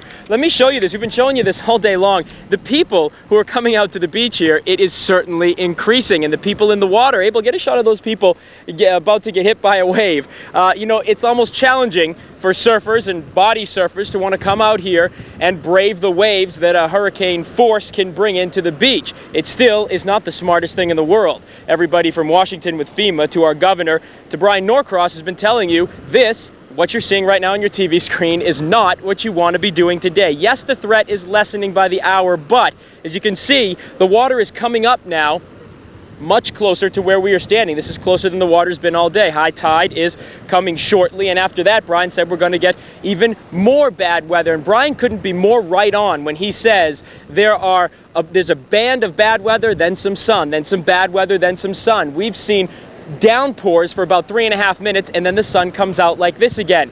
This is not the way South Beach has been all day. Earlier on this morning, it was somewhat of a ghost town. On South Beach today, it's hard to find anyone. Restaurants, businesses, and hotels all closed down and boarded up. All up and down Collins, Washington, Lincoln, and here on Ocean Drive, businesses, restaurants, and hotels all boarded up with storm shutters or plywood. And that goes for one of the most famous attractions here on South Beach, the now up for sale Gianni Versace Mansion. Is it a shelter? This is a shelter. It's a shelter? Yep. How many people are being evacuated, do you know? 67? 67 persons. The last 67 people being evacuated. This man coming all the way from India to work on a cruise. Does it make you upset that you're not going to make your cruise? Yeah, most probably. But if you were getting out at the last minute, a Humvee is certainly the way to go. All the way right up to here in water? Well, this is the air intake valve. So as long as water's not up to there, you're fine. Out on the beach, trying to catch a fish and trying to catch a wave seems to be popular just before the storm hits, despite Beach Patrol's best efforts. Alpha 102 case number for civil infraction. That's right, this surfer is getting a ticket for being in the water at a dangerous time. But that didn't stop everyone. Why on this day with a hurricane? There's waves, man. You know what I mean? There's never waves. Today they looks like tribal, so I'm going surfing just a little bit. Not just a little bit, a lot. And as you can see, what else do you do when there's a lot of wind at the beach? You fly a kite, and somebody is flying that kite. And just a few hours from now, that kite will probably rip right off the string and be sent out to sea. We hope that doesn't happen to any people, because still they are in the ocean trying to brave these waves. It is not recommended. Beach Patrol and city officials, state officials do not want people out here, but still, Angela and Steve, that seems to be the case. People continuously trying to brave the weather down here. Hey, Phil, now, I'm sorry, I think I must have missed this. It was probably in your piece. If you are caught out there by the little patrol people, what do? They ticket you? Or they slap your wrist? What goes on? No slapping of the wrist, Angela. As you saw in the story there, one surfer actually got a ticket for being out here and surfing in this water. And Abel, I don't know if we can see anymore. I can't see. You see all those people down there? That's where the majority of the surfing is going on. There has been constantly a patrol vehicle down there telling people to get out of the water, but it seems, Angela, as the morning progresses into the afternoon, more people are going into the water, and it's hard to yank them out, especially when it's this beautiful. Yeah, you know, you got to take responsibility for your own actions, too. What do you suppose was on that ticket, Phil? What do I suppose? Yeah, just take a guess. Oh, what was goodness. the citation? Let's see. No, okay, don't answer that. Surfing when a hurricane is on the way. Yeah, well, I wonder, I'm sure there's a monetary fine of some sort. Do you think? Yeah. Angela, it was definitely a monetary fine. We tried to get close to find out exactly how much it is so we could bring it to you at home, so you know how much you'd have to pay out here, but they wouldn't let us get that close to the situation. We're probably a little embarrassed. Okay, Phil Lipoff, you take care. It's getting a little windy out there. We'll talk to you a little later We'll see you in a bit. Okay. One of the points that Mayor Pinellas was stressing is for everybody to basically just stay inside, ride this out. If you're at the shelter, stay put. If you're at your home, stay put. And make I your know it's preparations. tempting not to do that. We definitely know, but please do it. It looks like people are heeding that. At least this is the Palmetto right now. You can see you can tell by the camera the way it's bouncing around right now that the wind gusts are definitely there, but you can see the traffic just beyond the Lotto sign. And it's light. We're talking about a weekday. That's right. And this is that was in Miami. Of course, this is MacArthur Causeway now. I don't really see much of any action there. Not much there. And very bizarre. 595 and Pine Island and Fort Lauderdale, more of the same. Okay, let's check out Miami International Airport. Jeez. And the air traffic here, again, it's basically up to the discretion of the airlines. But American Airlines at Miami International basically backed out of all flights many hours ago.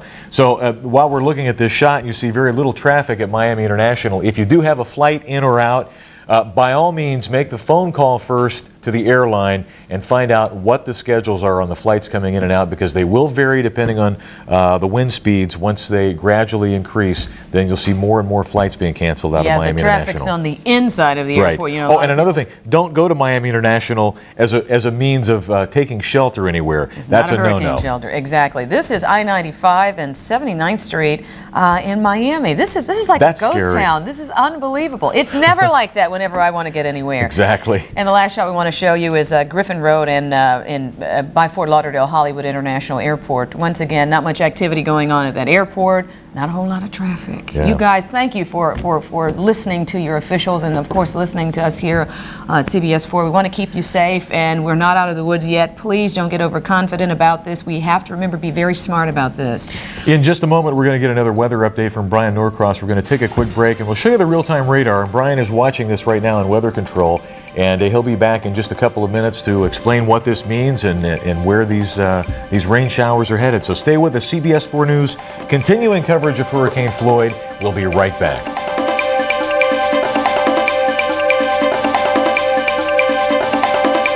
Toilet out back there, and you can see from the palm trees right now that this is just a little bit of what's to come, folks, especially if you're along the coast in Dade, Broward, or Palm Beach. A mere taste of what we will be experiencing as the day goes on. Just even a short while ago, we were talking with Bill Kamal, and he was showing us another radar vantage point for us and showing how some of those squalls were getting closer and closer. And as he was watching Belky's report just a short while ago, he was even saying that what those people were doing out there was very dangerous because the stuff is actually moving in pretty quickly. And it's not going to be too long before we start to see more of these types of conditions, and that they're even going to get worse.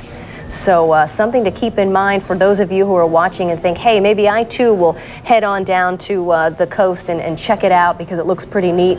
Maybe snap a few pictures. It's not a safe place for you to be. All right, right now let's get you up to Fort Lauderdale. We're going to go from North Bay Village to Fort Lauderdale. That's where we're going to join Steve Simon once again.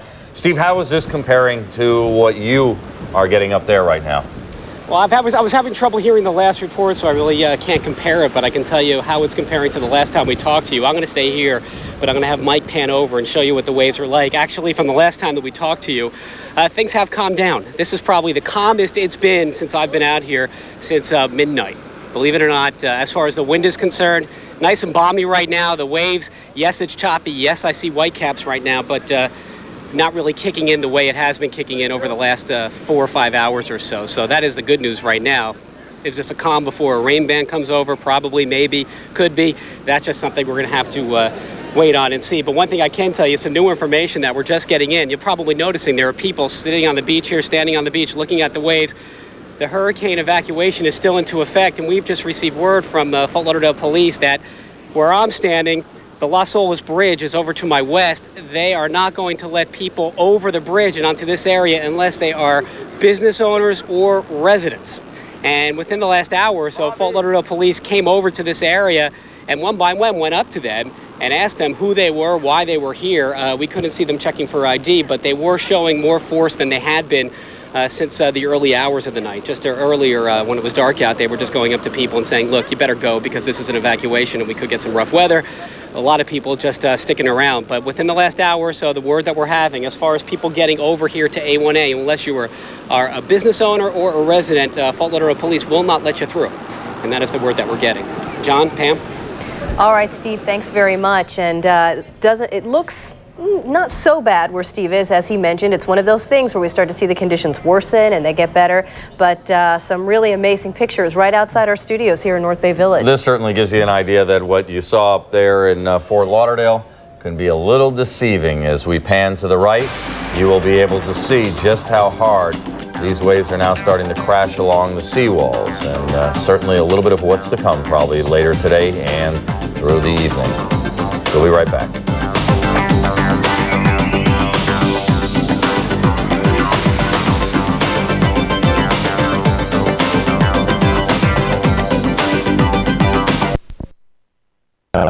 The jets are like the birds. They're nowhere to be found right now in advance of this storm. Exactly, but as we said a little earlier, inside the airport it's a totally different story, and CBS 4's Lisa Campos tells us why. Hurricane Floyd is creating major headaches for air travelers in South Florida. At Miami International Airport, hundreds of flights have been canceled for today as a handful of airlines closed down operations. In Broward County, Fort Lauderdale International Airport also facing cancellations of the same magnitude. Stranded passengers at MIA are telling us they are feeling just that, stranded. They are complaining to us of little or no information from airport officials and airlines, and they say that even the employees manning the tourist information booth are not being very helpful. We haven't any information, okay, for the flights, at what time, okay, is the departure or in anything? Now, we come last night with 10 persons for the Bahamas, and we want to go to the hotel, the Miami Beach, and he says it's closed, and we say, can you help? No, we can no help. Go to with the taxi to the airplane, and no more. And we stay here with the night. It's very cold. It's better being here than in a shelter. That was miserable last night. American Airlines is the main tenant here at Miami International Airport, so when they canceled their flights today, it certainly seems as though the airport is closed. Officially, however, MIA remains open. Just this morning alone, American Airlines canceled about 100 flights, but we are told that their flight operations will resume at 4 a.m. on Wednesday morning, and their first flights will be returning this evening around midnight. Lisa Campos, CBS 4 News. I mean, I know it's an inconvenience. It's certainly not anywhere any of us would want to be, but you know what? Better safe than sorry. Those planes don't need to be up line. I have to tell you, though, I slept here at the station overnight, and I could have sworn I heard planes.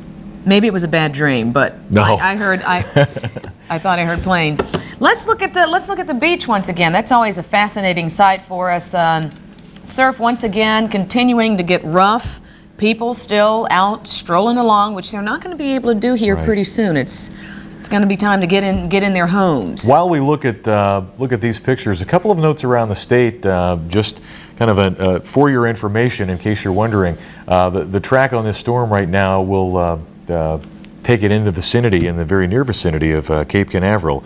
NASA right now has $8 billion worth of space shuttles that are in the hangars, and the issue now is, will this storm, we'll get an answer from Brian in a little bit, but will this storm get close enough that it could actually threaten the 4 shuttles in the space shuttle fleet, among other things, as this storm works its way from Palm Beach to Martin to St. Lucie to Indian River County and to Brevard and all the way up the coast. Got a lot of people in those areas to worry about and to keep in our prayers, so we're going to be doing that.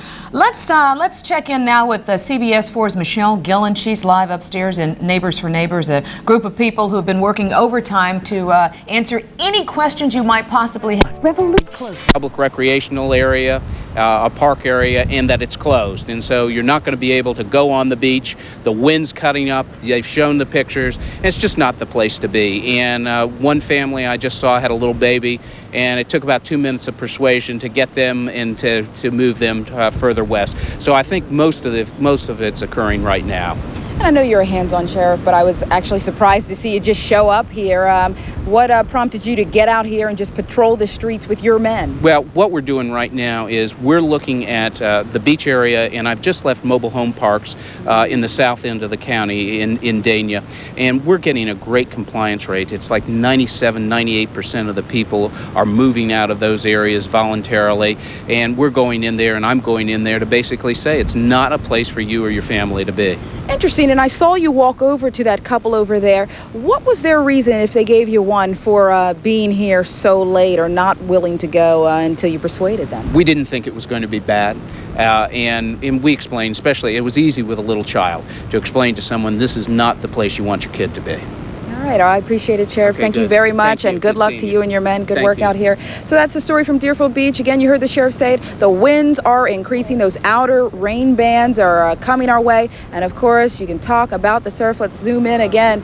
These squalls, 10 to 12, 15 plus feet, really. It's really kicking up here in Deerfield Beach, and it is expected to get a whole lot worse. The water by 5 or 6 o'clock tonight should come across the street where we are. Actually, some of the sheriff's men kicked us off the beach area and really forced us to be here across the street. And that's probably best for all involved, but we're going to keep monitoring the situation for you here and bring you the latest details as they unfold. For now, we're live in Deerfield Beach. I'm Sharon Reed, 7 News.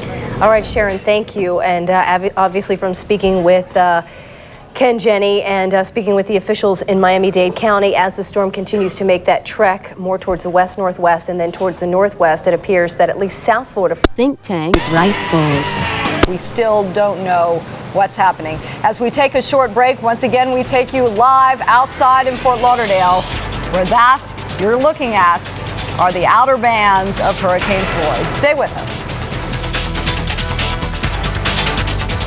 I think this is say a lot of. This sign tells the whole story right now in Daytona Beach, Florida. Behind me, the gateway to the beach. This is where you can drive your cars, vans, and trucks and take a spin on Daytona's famous beaches. Daytona being one of the only cities where you can drive on the beach, but not today. And no one's allowed on the beach because normally they have a sign that says, "Thank you for visiting the Volusia County beaches," a very friendly welcome to these beaches, but now it says, "Do not enter." Mandatory evacuation order took effect 6 o'clock Eastern time this morning. Everyone is supposed to be gone from the coastal areas of Volusia County. 400,000 people live in this county, and many of them are now in the 18 shelters that surround this area. With us right now, Captain Daryl Hunter. Captain Hunter owns a bar and a restaurant near the beach called, what's it called? Captain Daryl's Oyster Bar. An oyster bar, and he's also a city councilman. Thanks for joining us. How is the evacuation going so far? Real good, real smooth. Everybody seems to be just taking their time. And I think we got enough warning out where everybody's heading to the shelters that needs to go to the shelters. Everything seems to be going just as planned. How concerned are you, Captain Daryl? We were talking yesterday, and you were telling me you felt in your bones that it wasn't going to be that bad. How are your bones feeling this morning? Well, I don't think my bones are feeling as sure as they were yesterday, but I'm still hoping this thing will take a turn to the northeast, and get us out of the weather. But it doesn't look like it's going to go that way. You've been here 47 years, Daytona Beach, and you've only seen one hurricane, is that correct? Hurricane Donna is the only hurricane that I've actually seen hit Daytona. It was 1960, 39 years ago. 1960. Wish you the best this time around. Thank you. They expect tropical storm force winds to arrive here in Daytona Beach sometime tonight. The hurricane force winds sometime tomorrow. And that is going to wrap up our coverage for this hour at least. Had no time to make other arrangements, and particularly with a loved special needs. Welcome back to our continuing coverage of Hurricane Floyd. Angela Ray here along with Steve Wolford. Going to go right to Brian Norcross at Weather Control and get the latest on where this storm is headed. Brian, and that real-time radar now doesn't look good. Well, it's yes and no, Steve. I mean, take a look at the real-time radar, and we had thought, here we are at noon, and I would have expected, based on our earlier projections, that that band that you see there would have been over the coast by now. Indeed, it is moving in our direction, rotating down like this. But the thing is that the center of the storm is just off of this screen. I have it on a close-up screen so we can see our local weather here clearly. But as the center goes by us like that, it's just going to rotate the bands more and more into our north. Not that I don't think we're still going to get some weather out of this, but the situation is just looking better. Now, we're not measuring wind here now. We're measuring the rainfall, so you can have winds. In fact, the computer is indicating there are winds just offshore that are fairly strong. But in any case, the rain is in some sense a measure of the dynamics of the hurricane. So as it's moving that way and rotating this way at the same time, and perhaps we're going to get lucky here, and we're just not going to get too much. But the point is, the computers are all indicating that the worst of this is coming later this afternoon into this evening, so it's just too early to say that we're not going to get much. The point is, the weather is going to sort of deteriorate, because you see all these showers in here, just more and more and more as the band comes closer, and these will be gusty, little squally showers, nothing dangerous, but gusty and squally. So we'll just wait and see what happens, and see if this bunch or this part here all does eventually rotate on through. All right, here's the long-range radar now, and we get a feeling for the movement of that thing. You just see there's just been a little erosion on this side of it. It's just a natural thing with hurricanes. It could very well grow back out here in a big hurry, just sort of the way it goes. But over here is the eye wall. You can make it out right there. There it is, just now exiting the northern part of Eleuthera, heading right in the direction of Abaco, so we're still right on course. Now, here is a very strong outer band, and then here are the damaging part of the storm. The radar can't see any further than that, but that actually continues all the way around to the back side of the eye here. And here, this band has just kind of fragmented itself. That often happens on outer bands. They grow and they die off, but in any case, that's what's happening. So it is taking a little longer for that edge of the storm to rotate in here, even though we have had a few other ones come in. The point is, though, as it moves on by, it's actually going to get closer. Here we see on the satellite picture, you see it kind of going by, but the way the coast is shaped here and the way the storm is going, it heads up in like this. You see up in here somewhere is where it's actually closest, especially into Broward County, closer than it is way out there. So that's why we still expect the weather to deteriorate, because it has essentially to do with how far you are from the eye, everything else being equal. So it's a lot closer, maybe half as far away later on today than it is right now, and we'll show you that on the graphical depiction in just a second. Again, you saw the eye kind of move this way. That was the track so far. The indications are it's going to continue more or less in this direction toward the central Florida coast. As far as we're concerned, it's just this fringe effect, and how much we're going to get from that we have to be concerned about. Here you see the numbers: 11 o'clock, 25.7, 76.8, 145 mile-an-hour winds, moving to the west-northwest at 14. There's the pressure up some, 932 millibars, but remembering that 145 miles an hour, that's what Hurricane Andrew was when it came ashore. So we're still talking about, just an incredible hurricane event happening over there in the Bahamas as we speak to you right now. 215 miles to the east-southeast of Palm Beach, and we're measuring it from Palm Beach now because it is heading in the general direction of the Palm Beaches, although it is not expected to come ashore there. As you'll see on our future track, we do have the slight chance of Palm Beach County, northern Palm Beach County, where West Palm Beach is, being in the extreme left side of the possibilities that we see. We do not see Dade or Broward in those possibilities of the center of the storm coming ashore. The center of the storm being right in here right now. And notice that in terms of the real strong winds, there are less area of strong winds, a smaller area on the left side than there is on the right side. It's normally that way with hurricanes, and so in some sense that's good news, because in general all the winds, the wind field it's called, is shorter on the left side than it is on the right side, and we're on the left side. So that at least is a very good thing. But the question still remains, how far to the left is this storm going to go? If it goes here and were to end up close to the Palm Beaches, you can see that the distance here to the hurricane force winds come on out here, and you've got hurricane force winds down to Broward County, and that's why the hurricane, and maybe even to northern Dade County, and that's why the hurricane warning continues in effect. We don't expect that to happen. We expect it to stay somewhere up in here, so we expect the hurricane force winds to stay offshore, but it's going to be a little bit on the close side. Here we can see in our animation, watch the times here, I'll call them out. 2 p.m., there it is over the northern Bahamas. Then 8 p.m. tonight, there's our point of maximum approach between 8 p.m. and 2 a.m., and you see the hurricane force winds pass over Palm Beach County, but it comes very close to southern Palm Beach County, and obviously that's a stone's throw from Broward. So Once again, watch it now as it goes by and focus on, put the dot on Deerfield Beach and watch as the hurricane force winds go by. And you'll see it's a reasonably close call there. We stay in the tropical storm force winds, but compare the center there to Andros Island. 70-mile-an-hour winds are reported on Andros Island, 70-mile-an-hour gusts.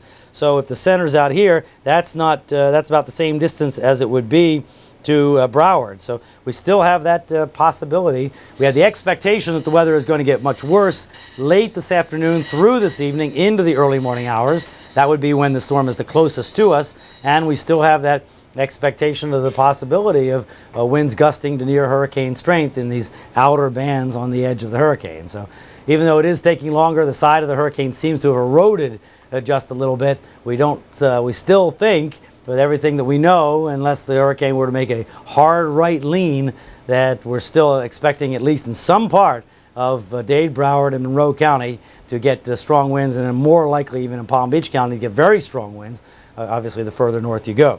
Now, let's just take a look at one other thing here, because some folks have been asking about this. That out there is Hurricane Gert. You see, it looks like it's trying to form an eye, very strong, and it's going to follow, it looks like, right behind Floyd.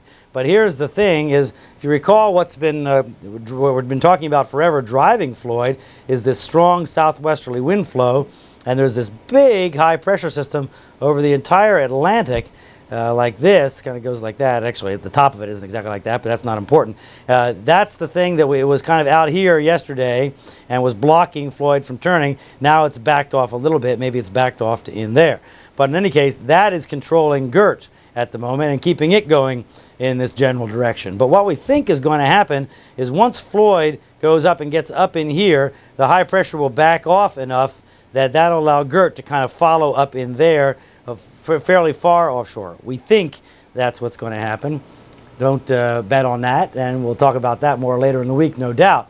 But that's what we're not real concerned about the future of Gert now, because the things that low pressure system over the U.S. looks very strong and looks like it'll hang in there for a little while. All right, that's it from here for now. Thank you, Brian.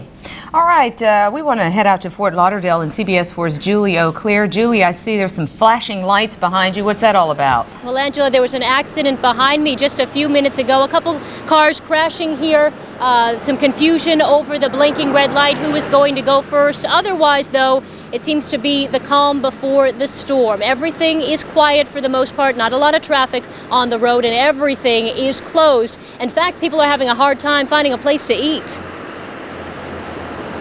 It's a virtual ghost town in most of Fort Lauderdale. Here on Broward Boulevard, Walgreens is closed, so's the bank. Businesses are boarded up, and there's very little traffic on the street. Most people are staying home to wait out the storm, but for those who are venturing out, good luck finding a restaurant. Nearly everything is closed. We went to McDonald's, we went to Wendy's, and none of the places was open. Even Miami Subs was closed. You guys were searching for food? Yeah, in a way, because we didn't feel like cooking any. But after driving around for a long time, James found this Burger King open on Broward Boulevard.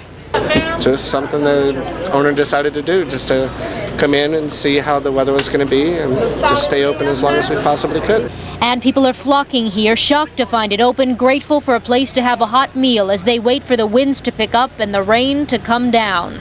Well, they just keep on saying, we're surprised that you're open. We're just, really glad that somebody's open around here. These tourists from Germany are certainly grateful BK is open. They're stranded here after checking out of their hotel and finding their flight to Germany is canceled. Then a cab driver taking them for a ride, literally. We go with the taxi round Lauderdale.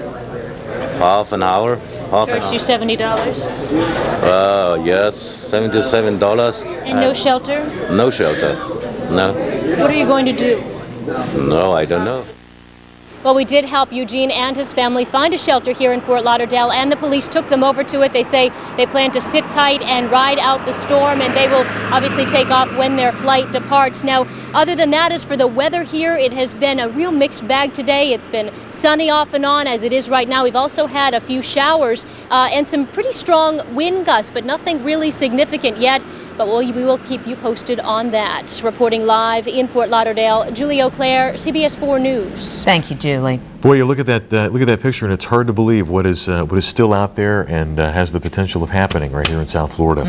And speaking of what's happening in other places, Nassau, Bahamas, Jack Hambrick has been there for the past couple of days. And Jack, we've been talking with you for the past couple of days, and this morning, you know, things were starting to pick up the wind, and you were a little reticent about going outside. Is everything getting a little better, or is it a little worse? Angela, things have gotten a lot worse since I last talked to you. We haven't been able to check in with you for a couple of hours because our phone service went out. Then for some reason it came back, for which we are thankful. But the situation here has just steadily worsened. The winds have increased. We're not getting as much rain now, but the winds are so strong now that we literally cannot go outside of our hotel door. In fact, we had tried to keep it open earlier in the storm so we could take pictures and also observe what was going on and maybe get out and about a little bit here in the hotel. But at this point, we can't even really open the door. The winds are just that strong. Something interesting did happen about an hour ago that I can tell you about. There was a sailboat that was in the harbor, which is we're right across the street from the water. The sailboat that we had seen this morning that was bobbing in the surf as first light came up.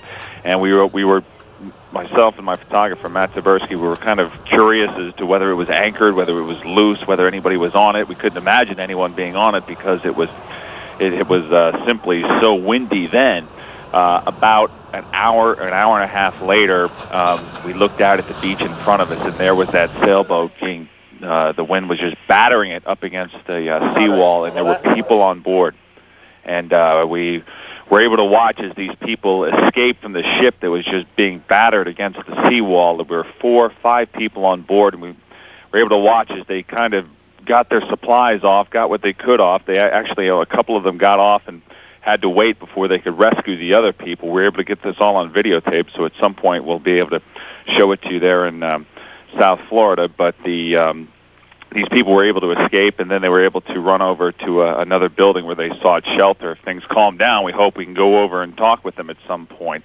But other than that, I just have a feeling, seeing what's around me, knowing how strong these winds are, that the damage, at least here in Nassau, and I'm sure elsewhere in the Bahamas, is going to be substantial once this thing passes and we're able to get out and about and see what's happened.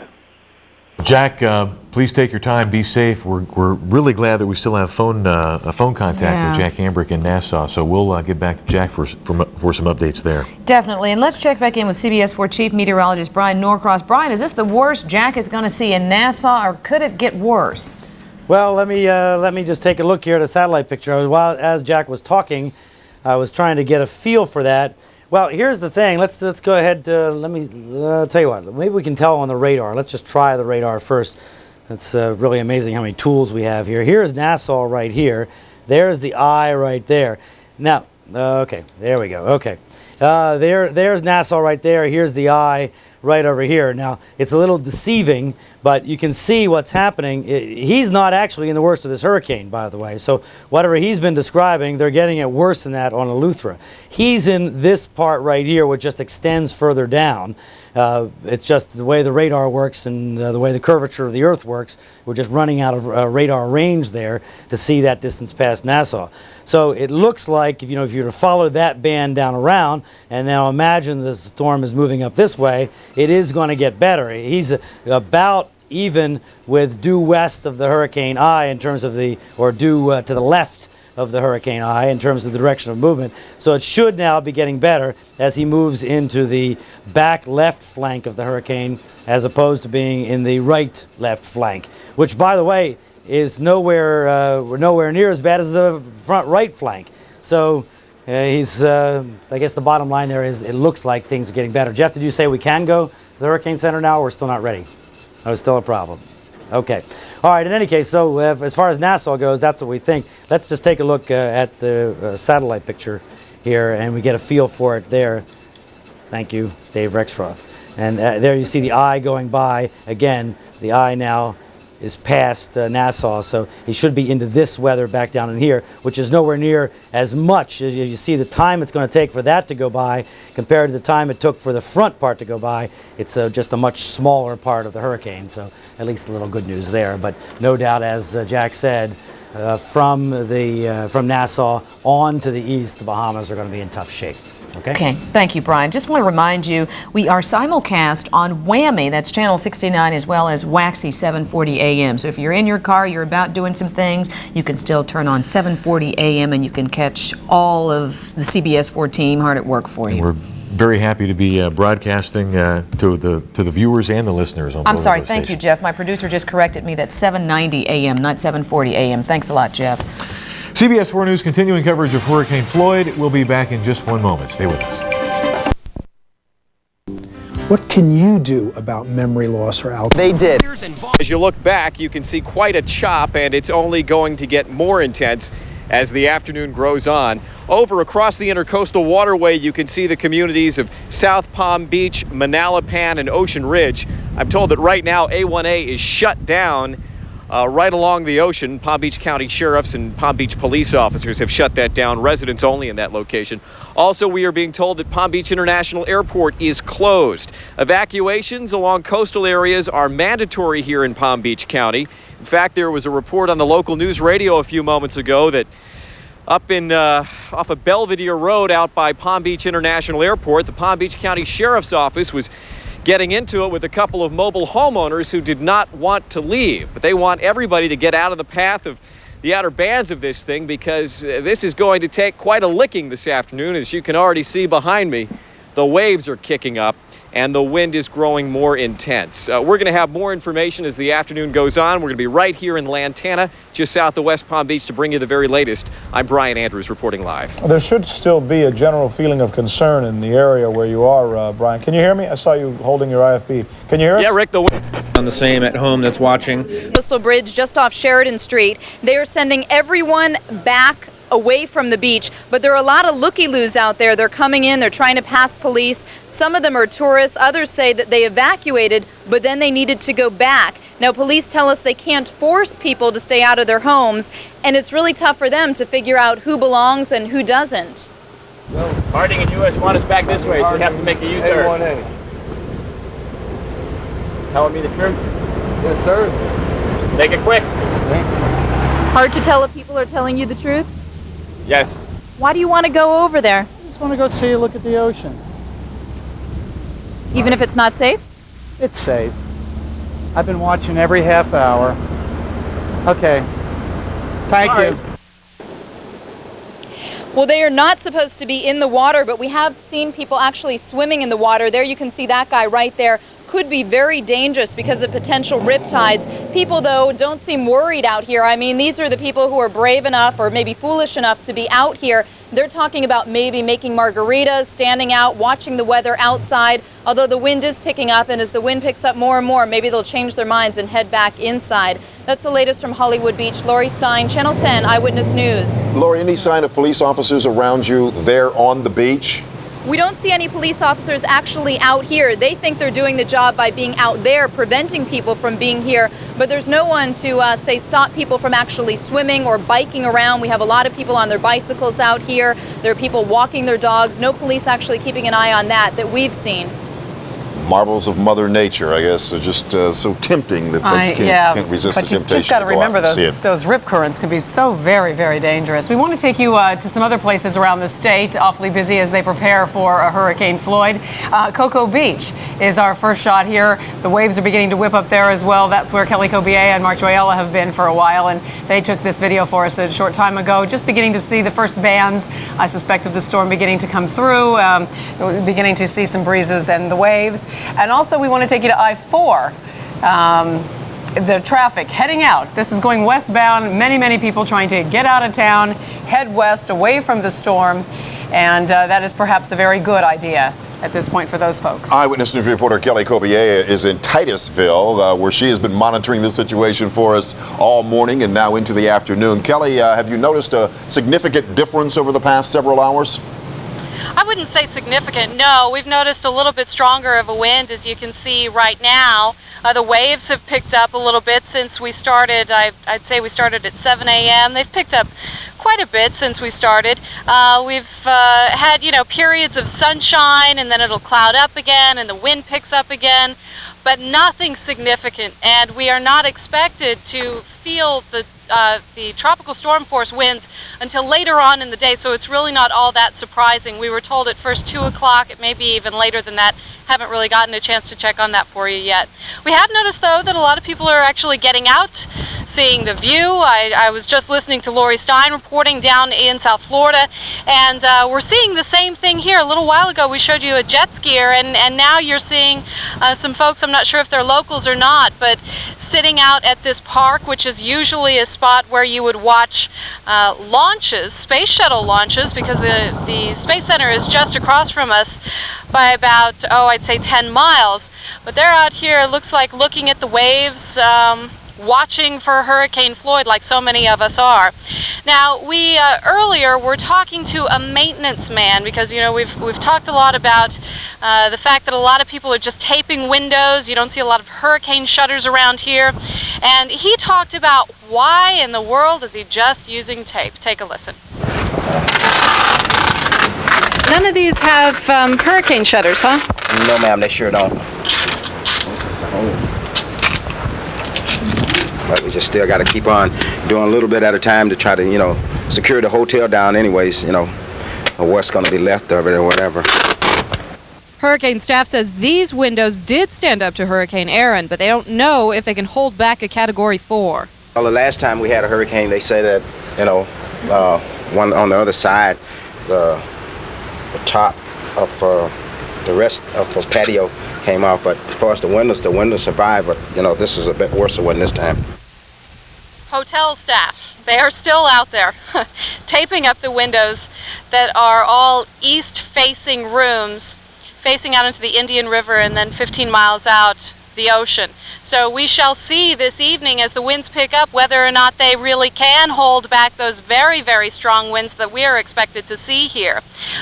We are going to keep our eye on things around Titusville. We do have another crew that is out and about in Central Florida, Cocoa Beach, along a lot of the barrier islands, seeing what is happening there. Mark Joyella, as well as Bill Damas, and they will be bringing back some reports later on today. But for now, we're going to send you back to South Florida.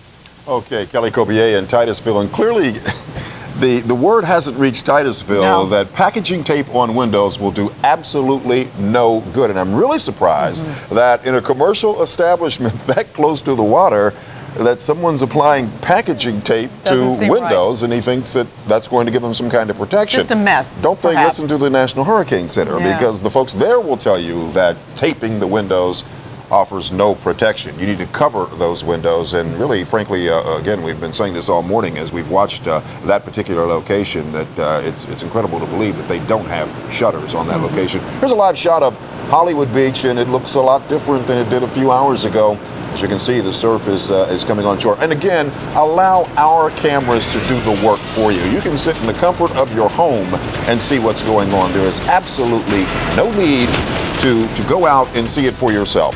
And our phone banks, our colleagues are waiting for your calls. If you have any questions at all, simply pick up the phone and give them a call. Let's put that number up. Miami-Dade County 305-930-8810 in Monroe. They're a little more relaxed behind you. Jackie.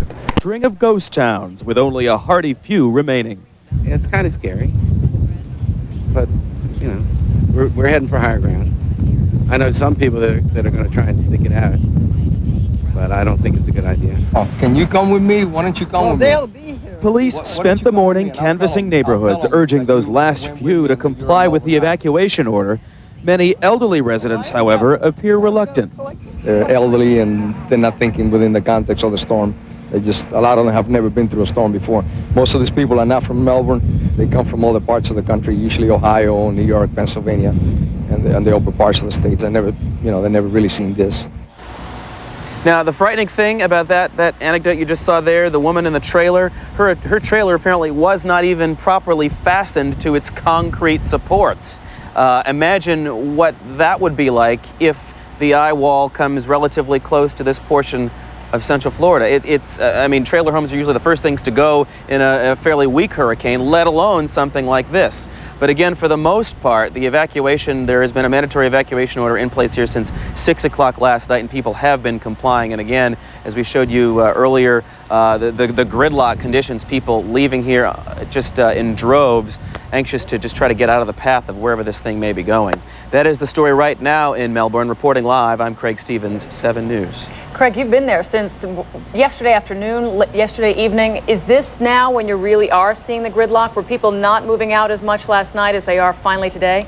It's been a progression, and I think it's a tribute to the decision made by the National Hurricane Center to post those watches and warnings early on. Imagine trying to get 1.3 million or however many the number is now away from the coastline just today. We saw the exodus actually begin yesterday as we arrived, and it has continued throughout. And I think it's a good thing, if you will, that this warning went out a little earlier to give people the time they need to pack up, settle their homes, and get on out of here.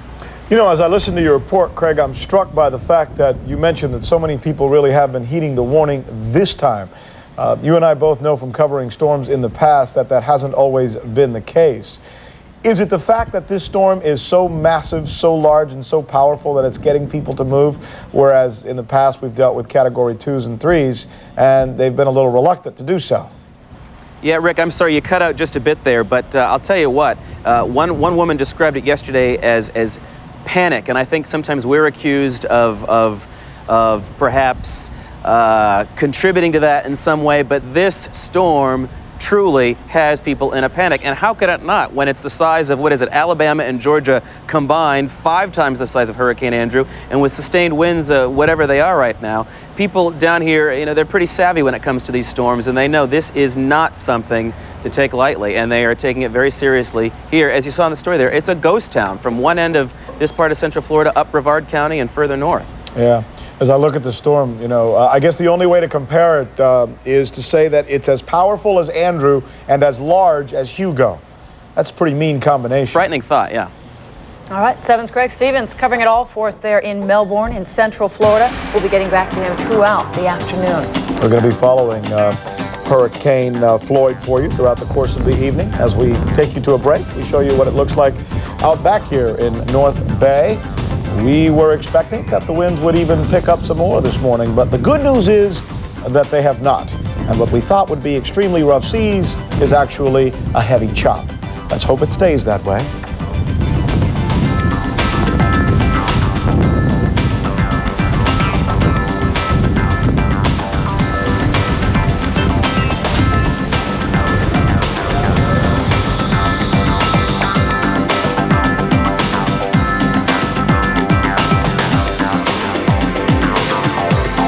News brought to you in part. Stop Sunrise completely shut down. We'll keep you updated on what's happening here in the CBS 4 newsroom as we get all the latest information. Until then, I'm Jim Barry. Back to you. Thanks, JP. Okay. Okay, let's get a look at the shelter situation. CBS 4's Al Sunshine. This is something I knew would work. For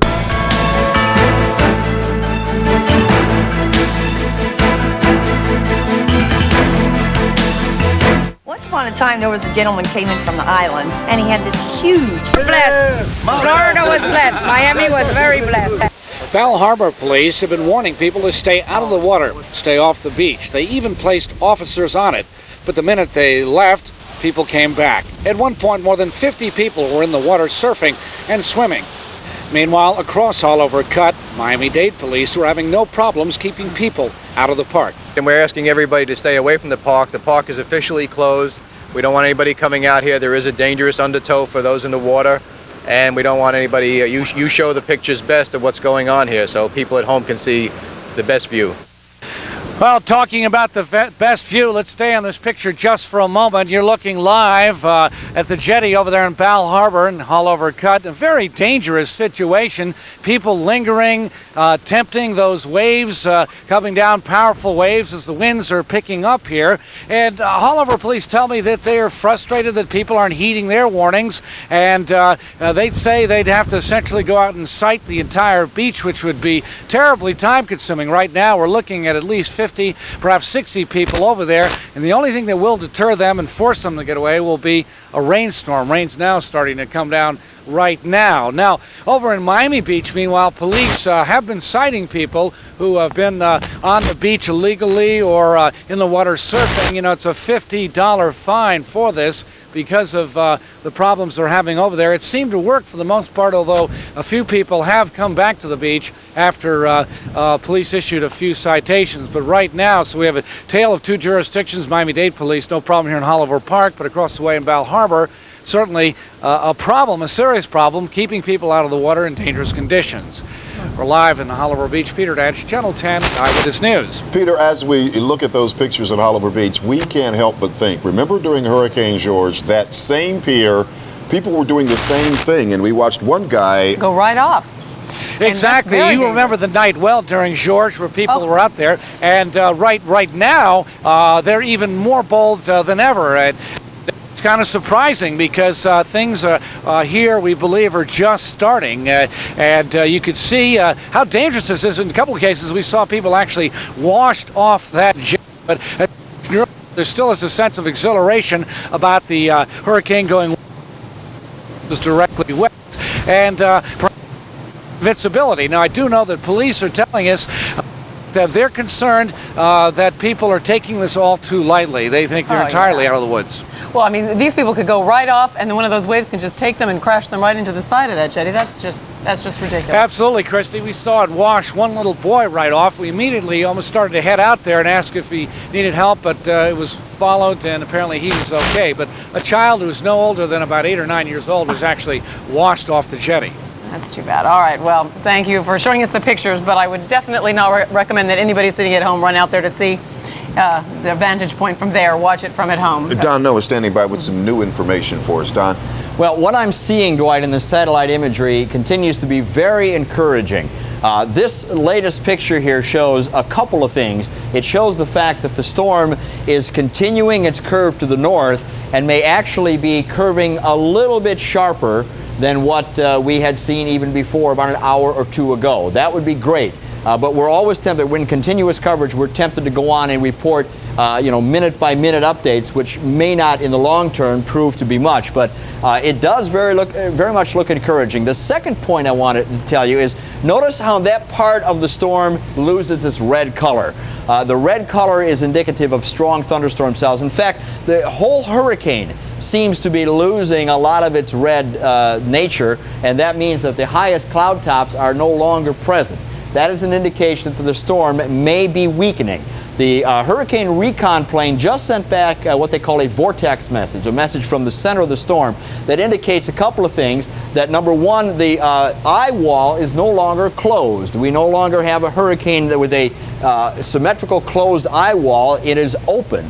And if it is open, it's open on the northern part. And that's an indication that the storm certainly isn't strengthening, but most likely may be weakening. Now, I don't know if it's a temporary fluctuation, it may strengthen again, which is possible, or it's an indication of perhaps some dynamical process taking place with the shearing going off the top that may be weakening the storm. The second indication is they reported a maximum flight level wind of much, much lower than what they did before. A wind of about 130 miles per hour, which is less than what they reported before. Now remember, where they're flying is up about 7,000, 10,000 feet most of the time, and the winds up there will be stronger sometimes than the winds at the surface, where there's a little more surface friction. So they're reporting flight level winds that are down a little bit. This doesn't necessarily mean that the storm is for sure beginning to weaken. What it means is there are signs in here that if they continue over the next couple of hours, we'll have to reevaluate how strong the storm is. It may be going through a weakening stage. It is entirely possible. I've seen hurricanes go at 150, 155 miles per hour for about a day or day and a half or so, and then the dynamic just seemed to tear it apart. It's very hard to get the atmosphere to stay together with perfect dynamic forces beyond that point. So what we're seeing is good news. Now another thing is if the storm does turn a little bit more to the north, the strongest rain bands will remain at bay. That is to say, they'll remain away from us. And we can see in the last couple of images here what has been happening. Notice the bottom edge here doesn't seem to be filling in all the way. For a storm that's moving more in our direction, we'd expect to see a little bit more radar presentation down here over Andros. Where we're seeing it developing is farther up to the north and to the northwest. So if, and this is a big if, and I want everyone to listen carefully, if this trend continues, and if the storm is in fact moving a little bit farther to the north, it's possible that some of the main rain bands of the storm may never reach us. We may have weaker rain bands. Now, it's not to say we won't have any weather out there at all, because we're getting occasional showers. Some of these are pretty gusty winds right now over South Florida, but it's possible that it may not get much worse than what we have right now, and this is if this trend continues. And you've got to give me about another hour or two looking at this and seeing if this is going. But I'm seeing a lot of things now which are adding up to a conclusion that the storm may be turning a little bit farther to the north. And if that's true, then the Grand Bahama Island may not get the full effect of the storm. It looks like it is headed toward Abaco, but perhaps it's turning to the north just in time to miss Grand Bahama, but it's really going to be a close call. Okay, I understand that Frank Ford is standing by. And Frank, you've been talking to viewers all day, and they have tons of questions. Well, they do, Don. First of all, we want to emphasize that the evacuation... The storm is essentially on the track that has been forecast all along. The problem is, and this is going to be a bigger problem into the future, and it was something of a problem with this storm, is that the Hurricane Center has been amazingly accurate on their tracks for several storms in a row.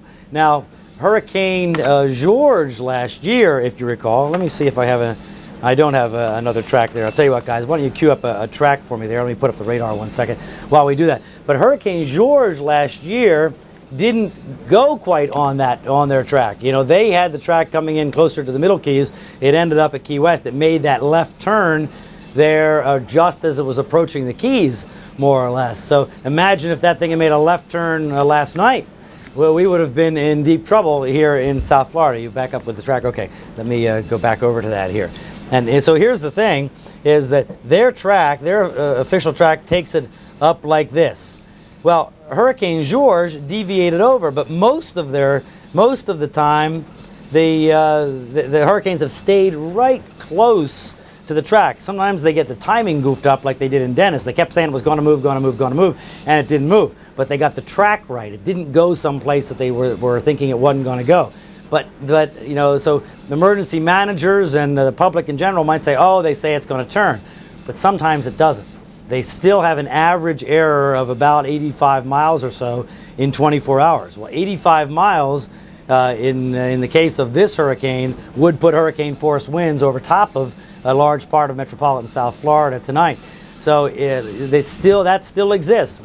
So it's going to be dicey business. The more accurate they are, more often the more tendency it's going to be to not prepare by both government and the public. But bad things can happen. As they say, weather happens. Okay, Brian, got another question for you. This woman has a gas stove, dryer, and water heater. Now she... Price codes, put it back.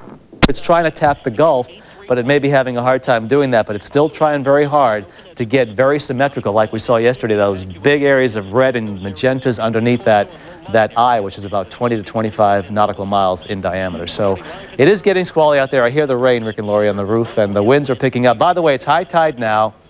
By midnight tonight, I think the high tide will be offset by the fact that we should have a land breeze. So the oceans, the bay here will be just as choppy, maybe even worse. The winds could be higher tonight. But as far as the ocean is concerned, the wind should be either a north wind or an offshore wind to offset the high tide tonight around midnight, but not so upstate where the eye is still to cross the coast. Rick and Lori? Can get a picture of that. Do we have a camera out back so we can get a picture of what it looks like at high tide? Because that's pretty close. Are we high tide at 1 o'clock, Bill? It's just about now. It's like 12:20, 12:30. So the tide will just about be going out, but this would be it. See how high the water level is? See the seawalls? Yeah. That the top of the water is almost right at seawall level. That's not something you see around here all that often. And then you combine that with that chop on the bay, and what you get is a lot of water running around everywhere, it seems. Huh? Now, had this high tide been, say, 6 o'clock tonight, and the storm system been in the same position, that water would have been over the seawall. All right. Bill, going back to the satellite loop now on Floyd, you mentioned Eleuthera obviously really getting the direct hit hit of this. Are there any other areas that so far have taken a direct hit? Did Cat Island or San Salvador actually get a direct brunt of this? I asked the Hurricane Center that earlier today, and they have no information just from ham radio operators. It looked to me like San Salvador came closest to a direct hit. Without having a direct hit, I don't think Cat Island did. Eleuthera looks like the whole island got a direct hit, and now on its way to Grand Bahama Island, so we await that. But I'm telling you, the video from Eleuthera is probably going to take a long time to get out of there, because we understand that that island has been devastated by this strong Category 4 storm. Yeah, it's one of the principal fishing ports in the Bahamas. There's a lot of vessels there, and you know, really, there's no place to put them. I mean, there's not enough dry dock storage for most of those vessels, so unfortunately, we're going to see a lot of, boy, look at those pictures. Yeah, I'm just looking at that too, Rick. And, you know, when these squalls get more prevalent today, now keep in mind the storm has not come as close to southeast Florida as it's going to get. So as the actual storm gets closer, these winds will be increasing. So I want to make sure everybody knows this, that this is not going to be a day to party near the ocean, because there is going to be some danger of drowning or at least being hurt if you are really reckless and do things that you shouldn't do during a hurricane this size, even though the brunt of it is offshore. Some people may be waking up this morning, and you know, a lot of people saw even some glimpses of sunshine this morning, Bill, but certainly this day, this tell-all day, is going to continue to... Is labor. In Miami-Dade County, 305. The satellite picture, this is the infrared, and we had the high, thin, wispy clouds. Remember, Rick, you asked me yesterday if you looked out in the ocean, could you see those clouds? Well, those were the high clouds that we had some sunshine in. Information kit. They can help. So well, Dry-Itchy coming closer to us, and we are seeing the overcast conditions becoming more prevalent and the sunshine becoming less prevalent, and we will eventually be close enough to the storm to get the frequent squally rains and the high winds. And keep in mind, the wind field is still huge, 190 miles to the west of the center, so now the storm is just under 200 miles away, so anytime now through this afternoon, tropical storm force winds. And right now, I looked at the 12 o'clock numbers as far as the wind speeds.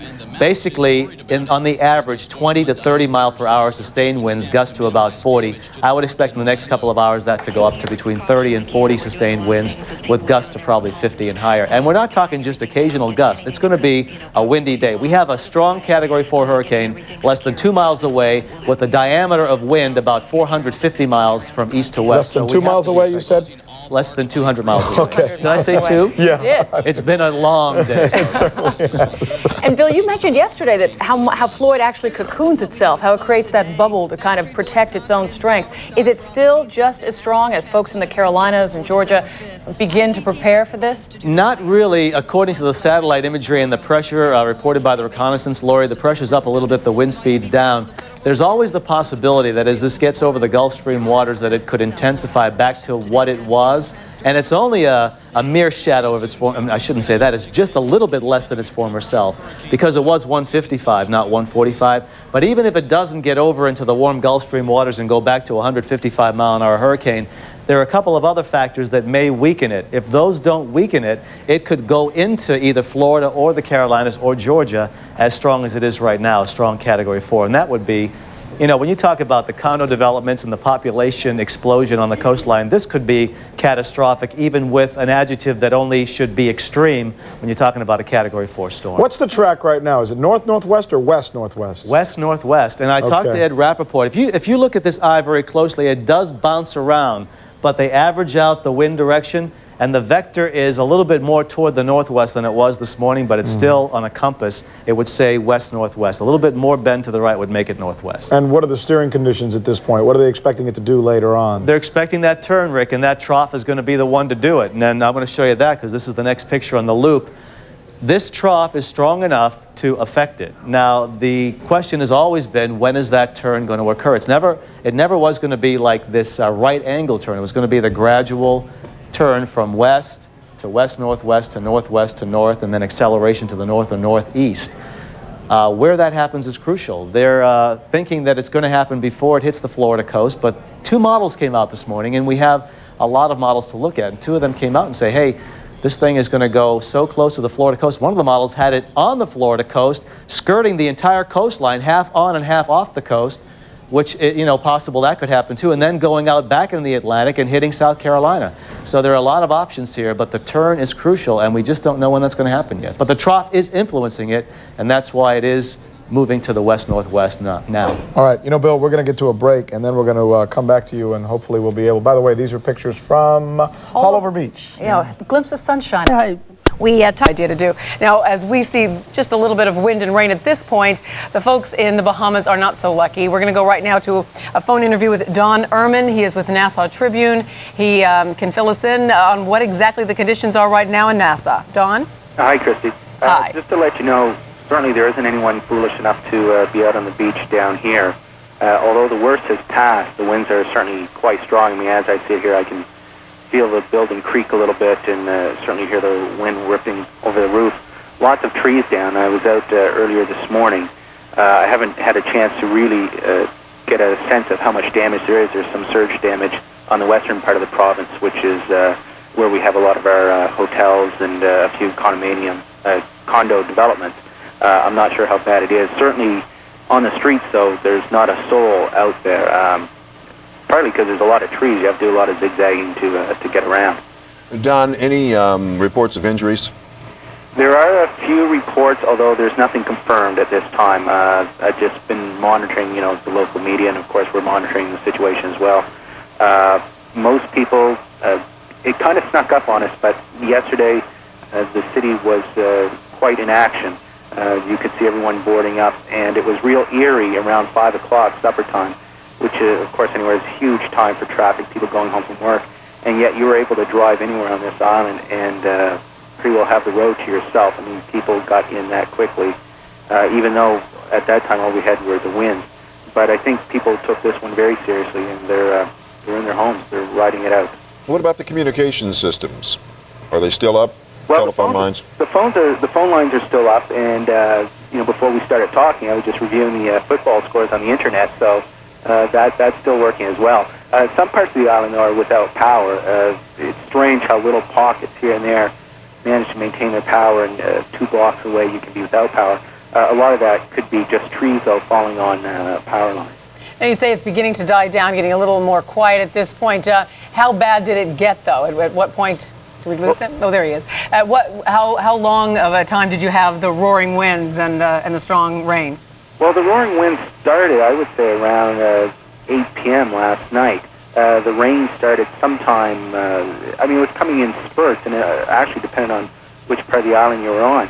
But the rain, as far as, you know, hitting us solidly, didn't start probably till about after midnight. The worst in terms of the wind speeds was probably around 5, 6 o'clock this morning. Although throughout the day yesterday there were different predictions as to when we'd get the worst of it. What we do know now is that it has turned a bit. It is heading more north. I mean, there are other islands really getting the brunt of it now compared to what we're getting. Don, have you had any reports from Eleuthera or Grand Bahama Island? No, not yet. I mean, Grand Bahama is kind of just waiting to get the brunt of it. I mean, there's some indication that maybe they won't get quite as bad as feared, but we haven't heard anything yet. All right, well, thank you very much. I'm glad it sounds like you're getting through this storm safely, and we're glad to hear that. Thank you, Don Ehrman with Nassau Tribune. Right now, let's go to Broward County and the Emergency Operations Center, where Doug Dunbar is standing by. What's the latest from there, Doug? Dwight, basically everything you learned at noon still stands, and that is that Broward County is still fearing the conditions that we expect later on this afternoon heading into tonight. The magic number they've been looking for in terms of latitude of the storm is around 26.4. Once it goes beyond 26.4, they feel that they're going to be fairly safe, and at that point, barring any unforeseen information that might come their way, they'll probably begin the process of breaking things down, closing down some shelters, getting some schools back open, hopefully, their hope obviously by tomorrow, but if the weather conditions don't warrant that, they certainly will not do that. The shelters are all still open. There are 12 in all, a host of high schools. National Hurricane Center, they've worked diligently around the clock. We would also like to give thanks to students from Barry University, FIU, and NBC6 staffers who as well have been here around the clock helping us inform you. Andrea Brody is standing by live at Broward EOC. Andrea? Good afternoon. The latest out of this the latest out of this emergency unit is that they're holding off to make any major decisions. They were hoping to make some of those very difficult decisions by 11 a.m. in terms of when to return people. The latest on the information they're looking at there, Gary. Well, Steve and Angela, here at the Miami-Dade Emergency Operations Center, there is an almost palpable air of relief. Behind these glass panels behind me are representatives from dozens of agencies, the phone company, the power company, governmental agencies, fire, police, mass transit, and lots of smiles to be seen down in that pit, as they call it, as emergency managers here apparently have come to the conclusion that we have dodged the bullet that Hurricane Floyd might have been for Miami-Dade County. That having been said, the smiles that we're seeing now, the sense of relief that we're experiencing, that having been said, there has been no order to stand down here. Indeed, ollie ollie in free is not the word of the moment. Miami-Dade Mayor Alex Pinellas just a short while ago reiterated the notion, the fact that we should not lull ourselves at this point into a false sense of security here. We are not totally in the clear. We are still anticipating. To get out of here. Again, hit A1A, head west, and that's it. They were being a little more patient with people earlier in the day, but now they've really had it. They're very concerned. And also, Sheriff Ken Jenny was out here about an hour ago. We went live with him. He actually went over to a couple with a baby and told them, you know, he convinced them. He talked them out of staying here, and they left. They heeded his warning, and they got out of here. And there we see them collecting all the things that could become potential projectiles, cleaning off the beaches of all things that could be picked up by the wind and strewn through someone's house, yard, or property, or worse, of course, cause some harm to someone's body as well. Sharon Reed following that story for us, and we certainly appreciate you. We're going to move things now to Hallandale, where another one of our 7 News reporters is standing by for us. Alicia Lane is in Hallandale this afternoon. Keep an eye on the scene there at a shelter. Alicia? We're back here at the Hallandale High Shelter, where if you look around, it is much more crowded than it was this morning. And here we have Broward County Sheriff Ken Jenny, who is making his rounds here right now. Now, we're told there are about 8 big questions. The shelters, if you're beginning to... Days ago, we kept our operations running through the night as long as we could until the point where we had to start putting aircraft in the hangars and getting boats up on trailers to keep them safe. Even last night, we assisted 4 vessels that were off Miami trying to, one fellow was trying to sail north towards the hurricane from the Keys, and luckily he ran into some of our ships that were avoiding the storm, and we were able to rescue him. Do you have a timetable now for when you might be able to get back to regular operations? Well, as soon as the storm force winds die down, we can consider taking our aircraft out of the hangars and resuming aircraft operations, bringing them back in to the area from the fields that we've sent them to. With the vessels, as soon as the winds again die down and we can put them in the water, we'll begin operations again. One of the first things we'll have to do is check the buoys and the fixed aids to navigation, because they will very likely be moved out of position. They won't be in the correct place. So boaters, even a couple days from now, need to be careful when they're navigating, because of the large surge from the water, the high winds could have misplaced some of these buoys, and we're going to need to put them back in the right position. All right, thank you very much. Good update. You're welcome. And we're going to take a brief break right now, but we'll be back with much more information. Do not go away. From Miami Beach, Hank. Well, the Miami Beach Police Department getting somewhat serious now. You can see behind me here, there's 3 squad cars, and then the blue car over there belongs to the supervisor. They were called in, the supervisor called in just a little while ago, because right offshore here were some guys in jet skis putting on a little bit of a show. It drew quite a crowd, and they came up here, not in force. They're being very, as I said, very cool about it, but saying this beach is closed, and anybody caught here will be subject to a $500 fine. At that moment, a number of people obviously did leave the beach.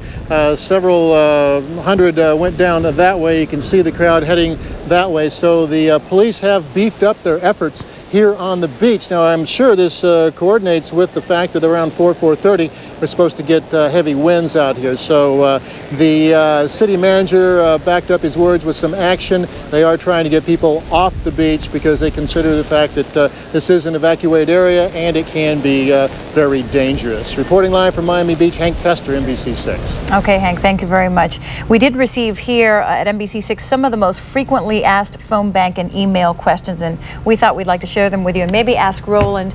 So the first one is, what do I do about electronics? Should I leave them plugged? Should I unplug? Clubroom dress shirts, $21.99 to $29.99. Well-built bread maker, $39. It was suspended a number of hours ago. So in terms of folks flocking to shelters at this point, we don't see that happening, although the numbers continued to grow through mid-morning this morning. There are some 19 shelters that are open in Miami-Dade County. 9 of them have been filled to capacity, so lots of folks have taken advantage of that refuge. Miami-Dade getting to breathe a sigh of relief today and get a glimpse of Mother Nature at work there. Looking live from Haulover Beach as we go to a quick break. We'll be right back with you.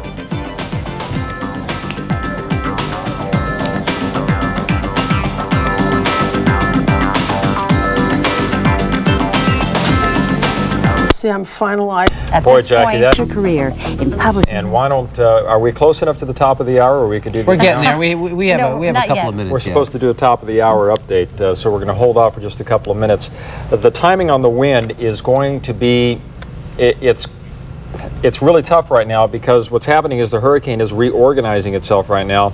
And so as it's going through that reorganization phase, we may see these winds shrinking or expanding, but I'm anticipating the tropical storm force winds to commence here in South Florida within the next few hours, but it all depends. If the hurricanes start moving more to the northwest, we may not get it.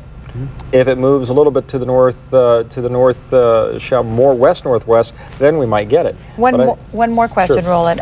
Should people leave their shutters up for Hurricane Gert? Yes.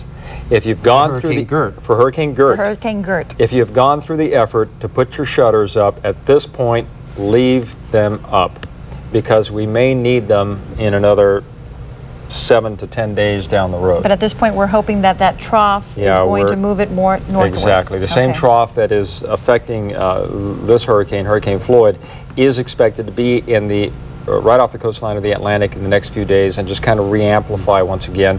And some of the models are suggesting that it's going to be affecting Gert, but we haven't seen that take place, or we're talking about take that with a grain of salt. So let's just go ahead and leave them up for right now.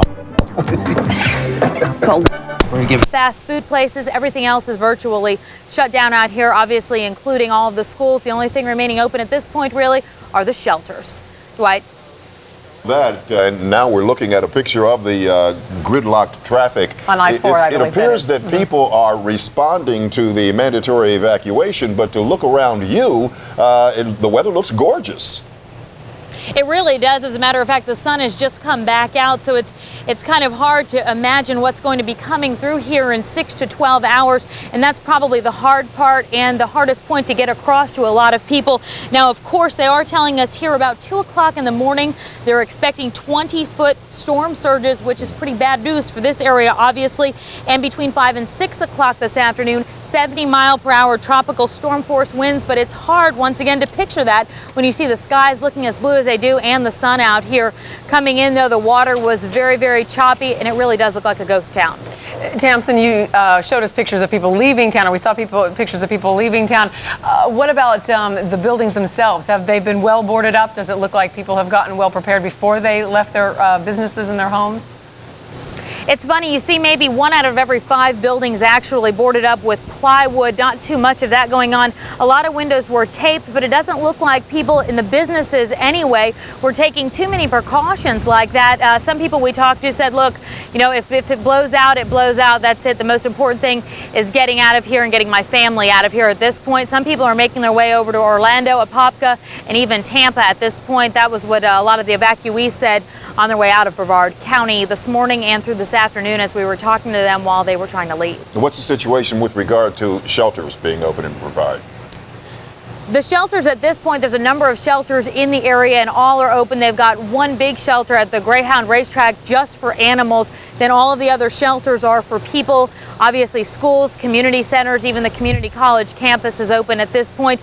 And most of them are pretty packed. I talked with some people with the local fire department who were just watching evacuees make their way out of here. And they are recommending people try to get out of Brevard County completely and get over someplace else, maybe staying with family because so many of these shelters are so crowded crowded at this point, and they're in such need of volunteers who have pretty much also left this area. Well, if everyone's getting out, I guess there's no one left to volunteer. Tamsin Fidel, thank you for that update from Brevard County. And they are starting early. She said that they're expecting conditions to change in 12 hours or so, but they are at least starting early to Which is to good evacuate. news. And we just also got word that all the theme parks in Orlando, understandably so, are shut down right now. Everything's closed up. So people are definitely taking this thing seriously in a lot of places around the state. Okay, Don Noah is standing by right now. Don, what do you have?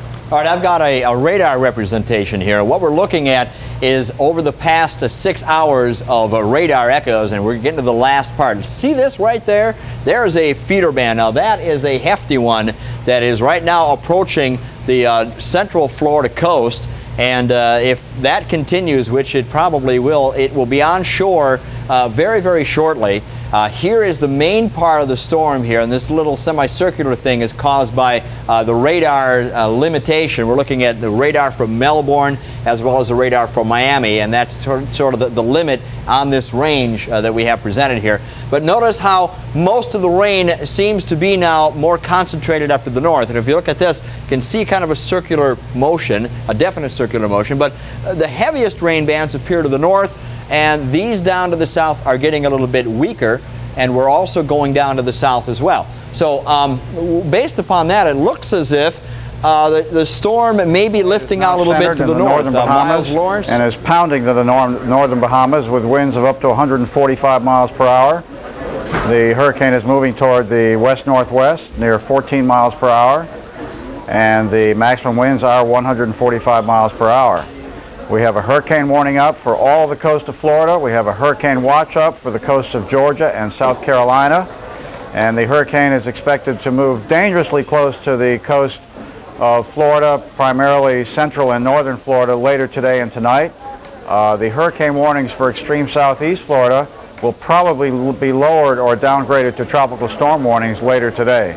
Meanwhile, all interests along the southeast U.S. coast should closely monitor the progress of this very dangerous hurricane. This is Miles Lawrence at the National Hurricane Center. Thank you. All right, I apologize to Miles Lawrence. I stepped on the very first part of what he had to say. But basically, it was a reiteration of before. The advisory has not been updated yet. The next advisory is coming in at 2 o'clock this afternoon. But back to the radar presentation. If this continues, most of the heavy rain bands will remain offshore. As a matter of fact, probably substantially offshore. What we will likely see will be the stuff that's coming around here from the north and then moving to the south. So our weather will be coming from the northeast to the southwest, and we're getting some of the throw off here from the northern part of the storm as it moves down. So these particular rain bands will not hit us, and what this tells me is if this trend continues, we may not see much weather this afternoon. I think everybody would like to see that. We've been anticipating these rain bands moving in, and they got to about Bimini and they stopped. And at that point, it looked like the storm was pulling up a little bit farther to the north. If we go to the satellite imagery, here's what we can see on the satellite imagery over on graphic 1, if we can put that up right now. There's the satellite imagery. Here's the infrared, and this is we just got through infrared. See this spot right there, that white spot? That indicates that it is the northwestern eye wall of the storm, which has opened up a little bit. It's no longer closed. It is not as symmetric as it was before. It looks a little ragged in there. That is an indication the storm, at least temporarily, is losing its strength and is not as strong as it was before, and that is great news for Abaco. It means that the winds probably will not be nearly as ferocious as they were before, and even a drop of 15 or 20 miles per hour makes a tremendous difference in the amount of damage, because the damage goes up exponentially as the winds go up just a little bit. So this is great news. Also, we're seeing a continued little wobble to the north, and we've passed this line right here, the 25-degree north line, and it seems to me that it's almost traveling now in a northwest direction, probably a compass direction maybe close to 300 or 310, and that would again take it to the north. If that continued, it would take a little bit to the east and then to the north of Grand Bahama, unless this were to wobble back, and this is really too close to call. It's getting very close. It does look as if, though, obviously for Abaco, they are in the eye wall right now, at least the southern part of Abaco, but the strongest winds are remaining a little bit off the shore right here. Now, those could wrap back around again, but it is a very encouraging thing to see that eye wall open up on the storm. Here's a look at the radar here over the past 6 hours. You can kind of see what's been happening. See, all the bands are circulating around, but at the same time, they all appear to be lifting north, don't they? Especially these over here, which do not appear to be as strong as those. This is kind of the stuff we're getting from the north. So it may be that for the rest of the afternoon and into tonight, that this is all that we get. And if the storm lifts to the north, that would be about it. Under this scenario, we'd have a pretty nice day tomorrow, and there wouldn't be any weather left, and we'd be under the clear spot of the storm. So this is probably the best scenario for South Florida, is to have this storm lift to the north a little bit. Here's the eye wall again, the center of the eye right here, and you can see it rotating around, and it's going, it went right over the northern tip of Eleuthera, and now it's heading kind of like out that way, perhaps toward the eastern end of the Abaco. So we'll continue to monitor this and look at this. This radar updates every 6 minutes, so we can watch the eye as it tracks a little bit farther north, and obviously pull for it to go as far north as possible. Dwight? Don, a quick question about those rain bands. Do we know why they just reached that certain point and stopped? Well, it's probably in reaction to a couple of things. The fact that the storm is not as strong or suddenly weakened here in the last couple of hours, and also the fact that the storm may be turning a little bit farther to the north. The rain bands are all concentrated around the center of the storm. As soon as you remove the center, of course, the rain bands kind of follow with it. So you're not going to have any energy left by the time you get a certain distance away from the center, and I think that's what's happening. As these rain bands rotate around, and you can almost see the southern part right here. So they're kind of curving back around right there. The whole system seems to be lifting to the north now in the last few hours rather than more to the west. And as I mentioned, that you continue that for a couple more hours, and we're in pretty good shape down here. Well, let's hope that continues. On the other end of that, we heard from Tamsin Fidel in Brevard County that they're expecting a 20-foot storm surge. Well, that would be if the eye was going to pass directly over them. But that would be if the eye would have passed directly over them. But if this, first of all, that's not the official forecast track either. It's to keep the eye off the shore. If it does something like this, where it goes a little bit farther off the shore, and one of our computer models does show that the eye is going to go a little bit farther than they think, then there would not be a 20-foot storm surge. Their storm surge would stay out to sea.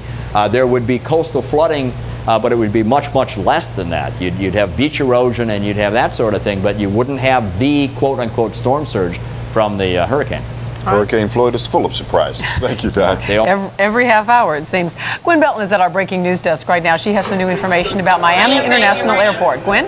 Well, Christy, Miami International Airport is practically deserted except for some stranded passengers and employees, the few employees who showed up to work today. Now, there are no flights going out and very few coming in, and that means that many tourists and those needing to get out of Miami are stuck here until the worst of the storm blows over. Now, some chose to ride out the hurricane at the airport rather than a shelter. Now, several people spent the night there. Others arrived today to find out that their flights had been canceled, and it may be a couple of days before they can get home.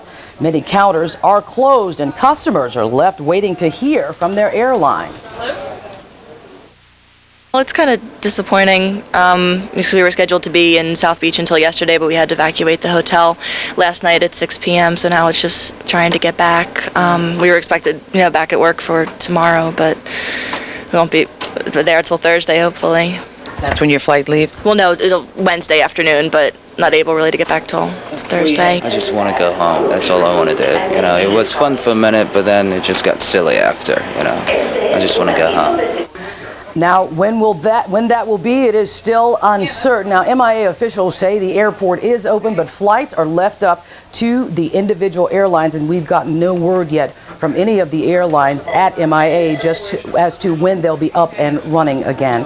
We're live from the breaking news desk. Gwen Belton, Channel 10, Eyewitness News. Okay, that's the situation at Miami International Airport. Let's go up to Doug Dunbar, who can tell us what's going to happen as far as Hollywood-Fort Lauderdale International Airport. It's been quite a complicated story throughout the night, Dwight, as you well know. At one point, they talked about closing the airport at 9 a.m. Then later on throughout the morning, they talked about, well, we're not going to close it. We're going to kind of wait and see what happens with the winds. And now we want to get an update as to exactly where we we are, and we welcome to the picture Walt Houghton. He's the assistant to the director of aviation at the Fort Lauderdale-Hollywood International Airport. So, Walt, quite simply, where are we with the airport? Well, we actually flew 16 airline flights from 5:30 to 9:30 this morning. They were overnight terminators, and once they were departed, things have pretty essentially shut down as far as commercial operations go. We still have not sustained, we were talking about 39 miles an hour of wind for arrival aircraft. Correct. 55 miles an hour for any departures.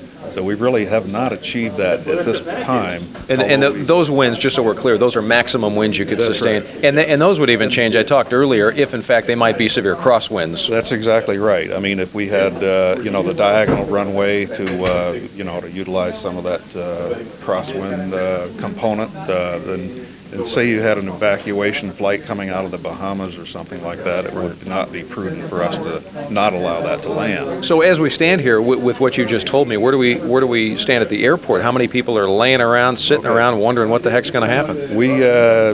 What we're encouraging people to do is check with their individual airlines for specific flight information.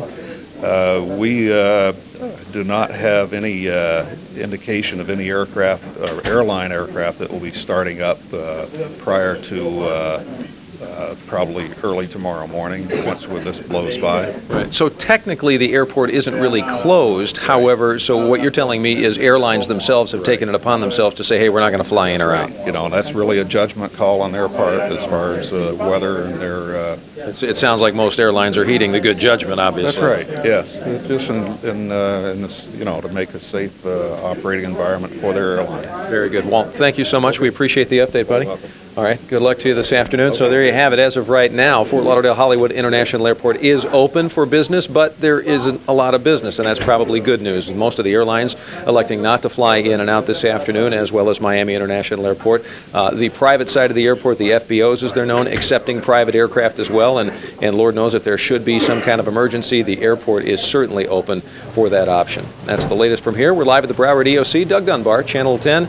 Eyewitness News. All right, thanks for that update, Doug. And we've got much more information coming your way. Our reporters are out gathering more information, and our employees from right here at Channel 10. Fill to 20 to 20. Here comes another truck through here. People who live here, again, having the problem of having to look out in their front yards and see the streets are flooded right now. Hey, Patrick, is that salt water or rainwater? No, this is salt water, Rick. This is all salt water. It came out of the ocean, but well, I would taste it for you to prove it, but you don't have to do that for us. So that's basically from that splash effect when the waves from the bay last night and early this morning when it was a little more rough, it was hitting and then bouncing up onto the street and creating the puddles, huh? Yeah, and there is a drain around here somewhere. I saw it. I might have parked over the top of it. There's a drain here, and it is draining.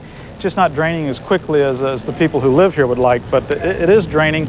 And as the tide goes down, remember, the tide will go down, and that will allow the water to get out a lot quicker. But right now with high tide, there's not a lot of places for it to go, so it's going the easiest place possible, which is the road, and here comes another car. People who live down here have to come through here.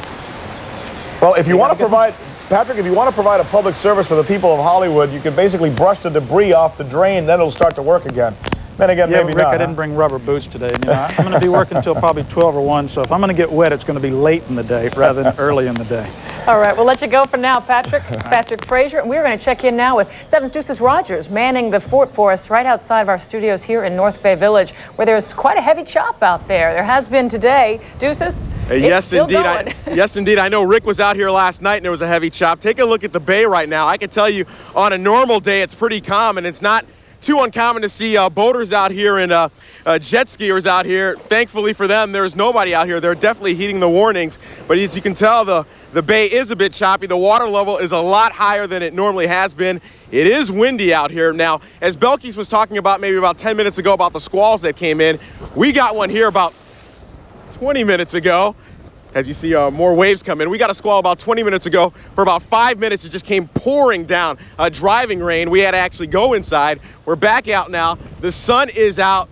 The sun's trying to peek out of the clouds. This, if you can believe it, this is actually better than it has been in the last 30 minutes or so as another wave comes crashing in. But it's definitely getting bad out here. If you can take a look at my jeans right here. I've probably been standing out here for just I don't know, maybe 10 or 15 minutes. And I'm already soaked. It's not too often I get to wear one of these, but it definitely is a lot windier. The waves are crashing onto our studios back here at North Bay Village on 79th Street Causeway. We're definitely starting to feel some of the effects of the outer bands of this storm. Back to you guys in the warm, dry studio. And we're on the backside of high tide right now, Deuces, so still the water levels are going to be higher than they normally are, because I think high tide was at 12:40. That was about 20 minutes ago or so. So it would look to you, right, like the water level's high up on that seawall. Just taking a quick gander. Hopefully I won't fall in right here. Please don't.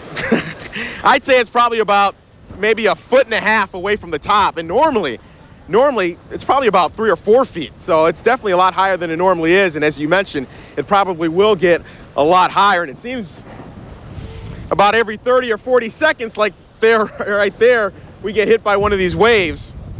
But yeah, it's definitely, the conditions are definitely deteriorating out here behind our studios. Deuces, we're going to let you go for a minute because we have another availability up north.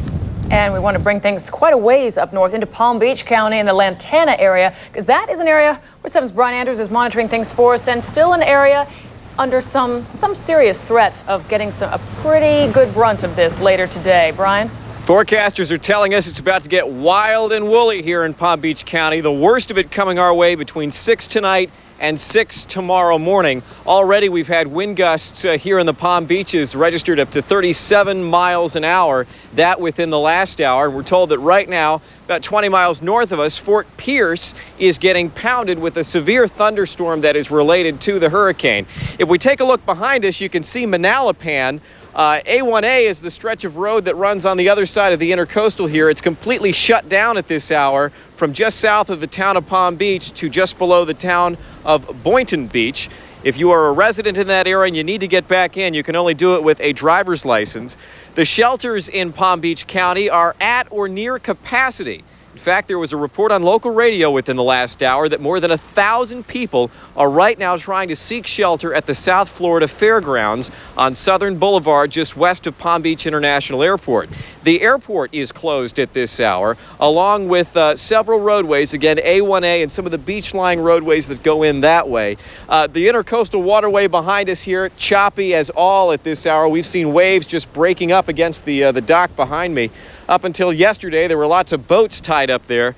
None today, as boat owners and other people who live along the Palm Beaches are preparing for the onslaught of this massive hurricane that's spinning just off our coast. That's what's happening in Lantana. I'm Brian Andrews, 7 News. All right, Brian Andrews following that story for us in Palm Beach County. And 7's Mike Tobin is just on the edge there of Broward County in Deerfield Beach now to give us a sense of how things are going just a bit south where Brian was. Mike?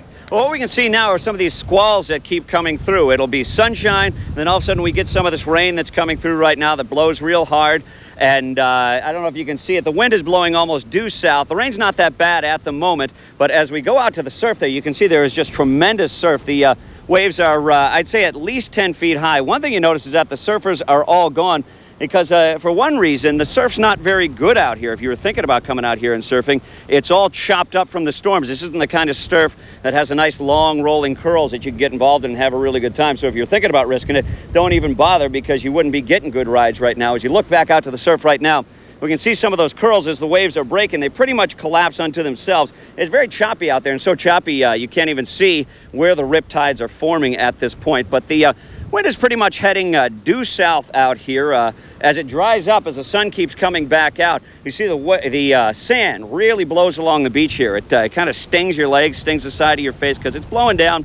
I would say we've got winds in excess of 35 miles an hour here, just right about the edge of 35 miles an hour. And you can see we've got the rain that just keeps coming periodically. If you come back in a little while, we'll probably be back into blue sunshine as we get these squalls that just kind of move around the outer bands of the storm. They'll blow out of the way, and then they'll come on back a little bit later, Rick and Lori. There's no doubt, though, that there's a hurricane off our shore. Thank goodness it's not coming toward us, but it's still out there, and that's why it's causing that effect that we see right there behind you, huh, Mike? That's exactly what it is. And you can see the wind's picking up right now, and it's really blowing this squall through here. Another couple of points I wanted to get on. We've got a power outage up in the Pompano area off Powerline Road. They say a power line is down off Powerline Road, causing a big power outage in that area because some of these winds really do pick up. And see, we're getting a pretty good gust right now. and that blows a lot of debris around. The debris can fly up into the power line and knock the power line out of work. So there are some people who are dealing without power right now. The sheriff's deputies are all over the place out here trying to keep the debris out of the roadway. And for the most part, they're just trying to keep the people away from the beaches here and keeping them inside, making sure they're safe. All right, 7's Mike Tobin will be checking back with you throughout the afternoon. We want to let you know both in Broward County and in Dade, both Fort Lauderdale, Hollywood International, and MIA. They are technically open in the actual structure of the airports, but all flights are suspended today. Nothing is moving in or out of our two major airports. But if that changes as the day goes on, we'll certainly let you know. Probably it will not, since this afternoon and well into the evening hours, things are expected to deteriorate a bit. And Mike Tobin makes a good point about the power lines that they've detected that have come down. That's why it's probably a good idea to stay home tonight if you possibly can. No, we're not getting hit by a major hurricane, at least not in South Florida, but we're still getting the fringe effects of it, and that means in some places tropical storm winds, and that means our infrastructure will be affected. Our roads will be impassable in some places. You're going to see trees down, you'll see power lines down, you'll see red lights, stop lights that don't work. It's not a good day to drive around, so if you can possibly stay home, do so. We'll be back.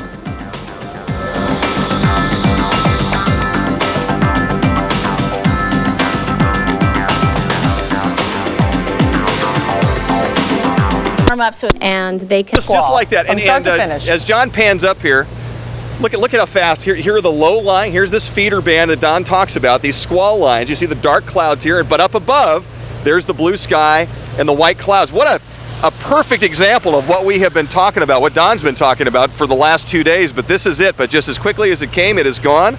We are soaked to the bone. But you know, this is again. I hope that again people are getting the true picture of what is going to be happening over the next number of hours. It's going to be in and out of this, and it's best to stay out of it as far as I'm concerned. And again, I know that I'm editorializing a little bit, but I think it's good advice for everybody. I agree. That is good advice, and that's what we're here to do is to give out some good information. That is good information. Again, there's a situation we've been talking about it for hours, and you've just seen it there in Boca Raton and Mark Schumacher. Let's go to Titusville up the coast and Kelly Kobiea.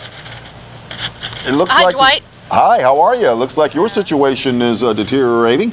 We're doing all right now. We're not supposed to feel the hurricane force winds for another hour or so, but we're getting close now.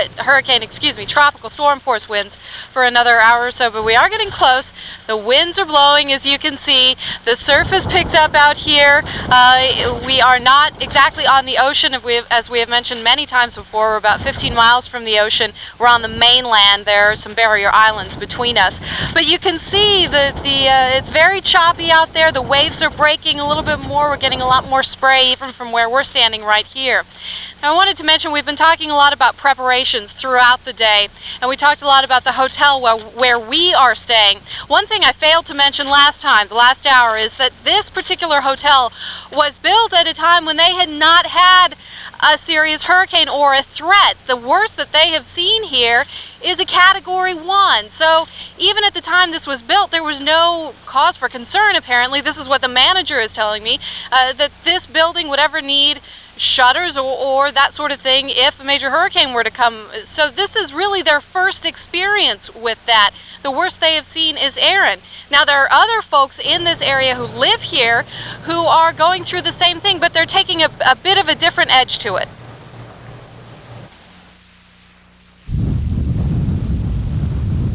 The wind should be coming mostly off the river and stuff, so, and this here is pretty well, little cove here, so the wind should be just whirling, probably just around, you know.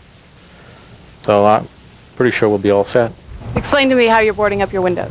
This side here, I'm just boarding it so nothing crashes through the windows. So the other side where I get the sliding glass door, it's completely all boarded in, plywooded, solid. So there's nothing that can get in.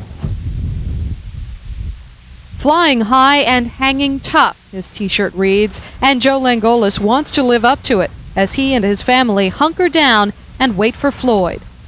Your neighbor's staying. What do you think of that? I have his phone number to find out if I have a home to come home to. We figured it's just too chancy, so we're going to go down Kissimmee area, I guess, and spend the next couple of days. We also have a boat tied up at Harbor Town. We hope it makes it. You're leaving it here? Leaving it here. It's a big sailboat, so can't very well move it any place. We just hope the best. Yeah. Are you nervous, anxious about all of this? Did you decide just now to pick up and go? No, we spent the last 3 days getting ready. 2 days on the boat, about a day and a half on the house, and we basically hope it's all here when we come back. Made reservations. We're packed enough clothes for a couple days, and in case we have to go to work, I have some work clothes. And like you said, we're going to take a couple days and just go enjoy Orlando. To give you a point of reference, these are the homes that we were just talking about. The folks who we were just talking to live in this complex here, and you can see it is right on the water's edge. The people we talked to live a couple of buildings back. They are outside of our viewpoint. This is our hotel. Then you see the condos. The condos go back quite a ways. So, but as you heard right there, you know, some people are deciding to stay, others deciding to move inland as far as they can go, leaving their homes, their sailboats behind, hoping for the best. As they said, we're not expected to feel any strong winds here for a while yet, so there is still time for a lot of people to move in. We keep looking, move out rather. We keep looking up to the skies, wondering when it's going to hit us. Haven't gotten a chance to check the forecast lately, so we're relying purely on looking to the skies, watching the waters, and we know it's coming. We're just in a wait-and-see mode, hunkering down. We're live in Titusville. I'm Kelly Kobiella, Channel 10 Eyewitness News. We certainly know that feeling here in Wait South and see Florida. for a couple of days now. And Don Noak has that forecast for us. He can let us know exactly where this big hurricane is and where it's headed. Don? Well, very clearly and distinctly, we can see the hurricane on the radar now. It is delineated by this rapidly moving little circle of rain echoes. We're looking at rain, not clouds here. Notice these are moving rapidly just outside the eye. You can see I'm kind of moving like that. But notice it's almost twice as fast in this little inner core. And that's where the heart of the hurricane is. It is the eye wall of the storm. It is where you find the maximum wind speeds. And it's incredibly fast going around there. And that is where the major part of the damage is taking place. And that eye wall, as you see, just spun across Eleuthera, the northern end of Eleuthera. And it's heading up now for Abaco. Looks like it's heading kind of for the eastern edge of Abaco at this time, but judging by the way it's moving, it may move right over Great Abaco Island in the next 4 or 5 hours. So if there's anybody who still has power listening on a radio that gets the television frequency in Abacos, be prepared for the worst, because it is directly headed over your island. Now, as far as we're concerned, what we have just come through and what Mark Schumacher just had was one of these. I'm not sure which one it was. Maybe it was that one right there that went through, but there are more. Look, as time goes on, we're seeing more and more these little echoes, and the very last image, a lot of little red ones showing up here, which are very brief but heavy showers. And the movement, the motion on these is obviously from northeast to southwest, but the speed appears to be perhaps 40 or 50 miles per hour. And so these are coming and going, and within those, that's when the wind is blowing, so the rain is going to go sideways. And this is a feeder band. This is one of the bands of the storm. Now, look, as far north you go here, the worse it is, because the storm is tracking this way, and all the bad weather is kind of going out ahead of it. So the worst weather now is kind of moving up to the north here from Vero Beach south. And as you see, the farther south you go, the more the rain bands curve back in and miss. So you go beyond a certain point, which looks to be almost, well, the northern edge of the Keys, and I don't see anything happening down there at all. There could be a couple of little tiny showers, but nothing much going on. Now, that doesn't say the Keys won't get anything, because you look over here, and we got a little band that's kind of sliding down, but as it gets farther away from the center, they tend to dissipate. So we've got a storm that is still very viable, although there are some indications that it may not be quite as strong as it was a couple of hours ago, indicated by the satellite imagery. Here on the local radar, we can see that over the past 3 hours what has happened, and the rain bands don't show up so well on this range, but we're looking at 1, 2, 3, 4, 5 little cells coming in and going through our ground return. So this is really not terrible, but these little showers, if they hit you, they'll rain like crazy for about 5 minutes and then stop. And that's when you'll have your maximum force winds, which will probably be, judging by what we had, only about 30 or 40 miles per hour. These are the winds right now at the 25 to 24 miles per hour and gusting up to 40 miles per hour. Right now, I'd like to go to the National Hurricane Center, where hurricane specialist Miles Lawrence is standing by. Miles, I'm seeing by the rain bands a storm that is continuing to move off to the northwest.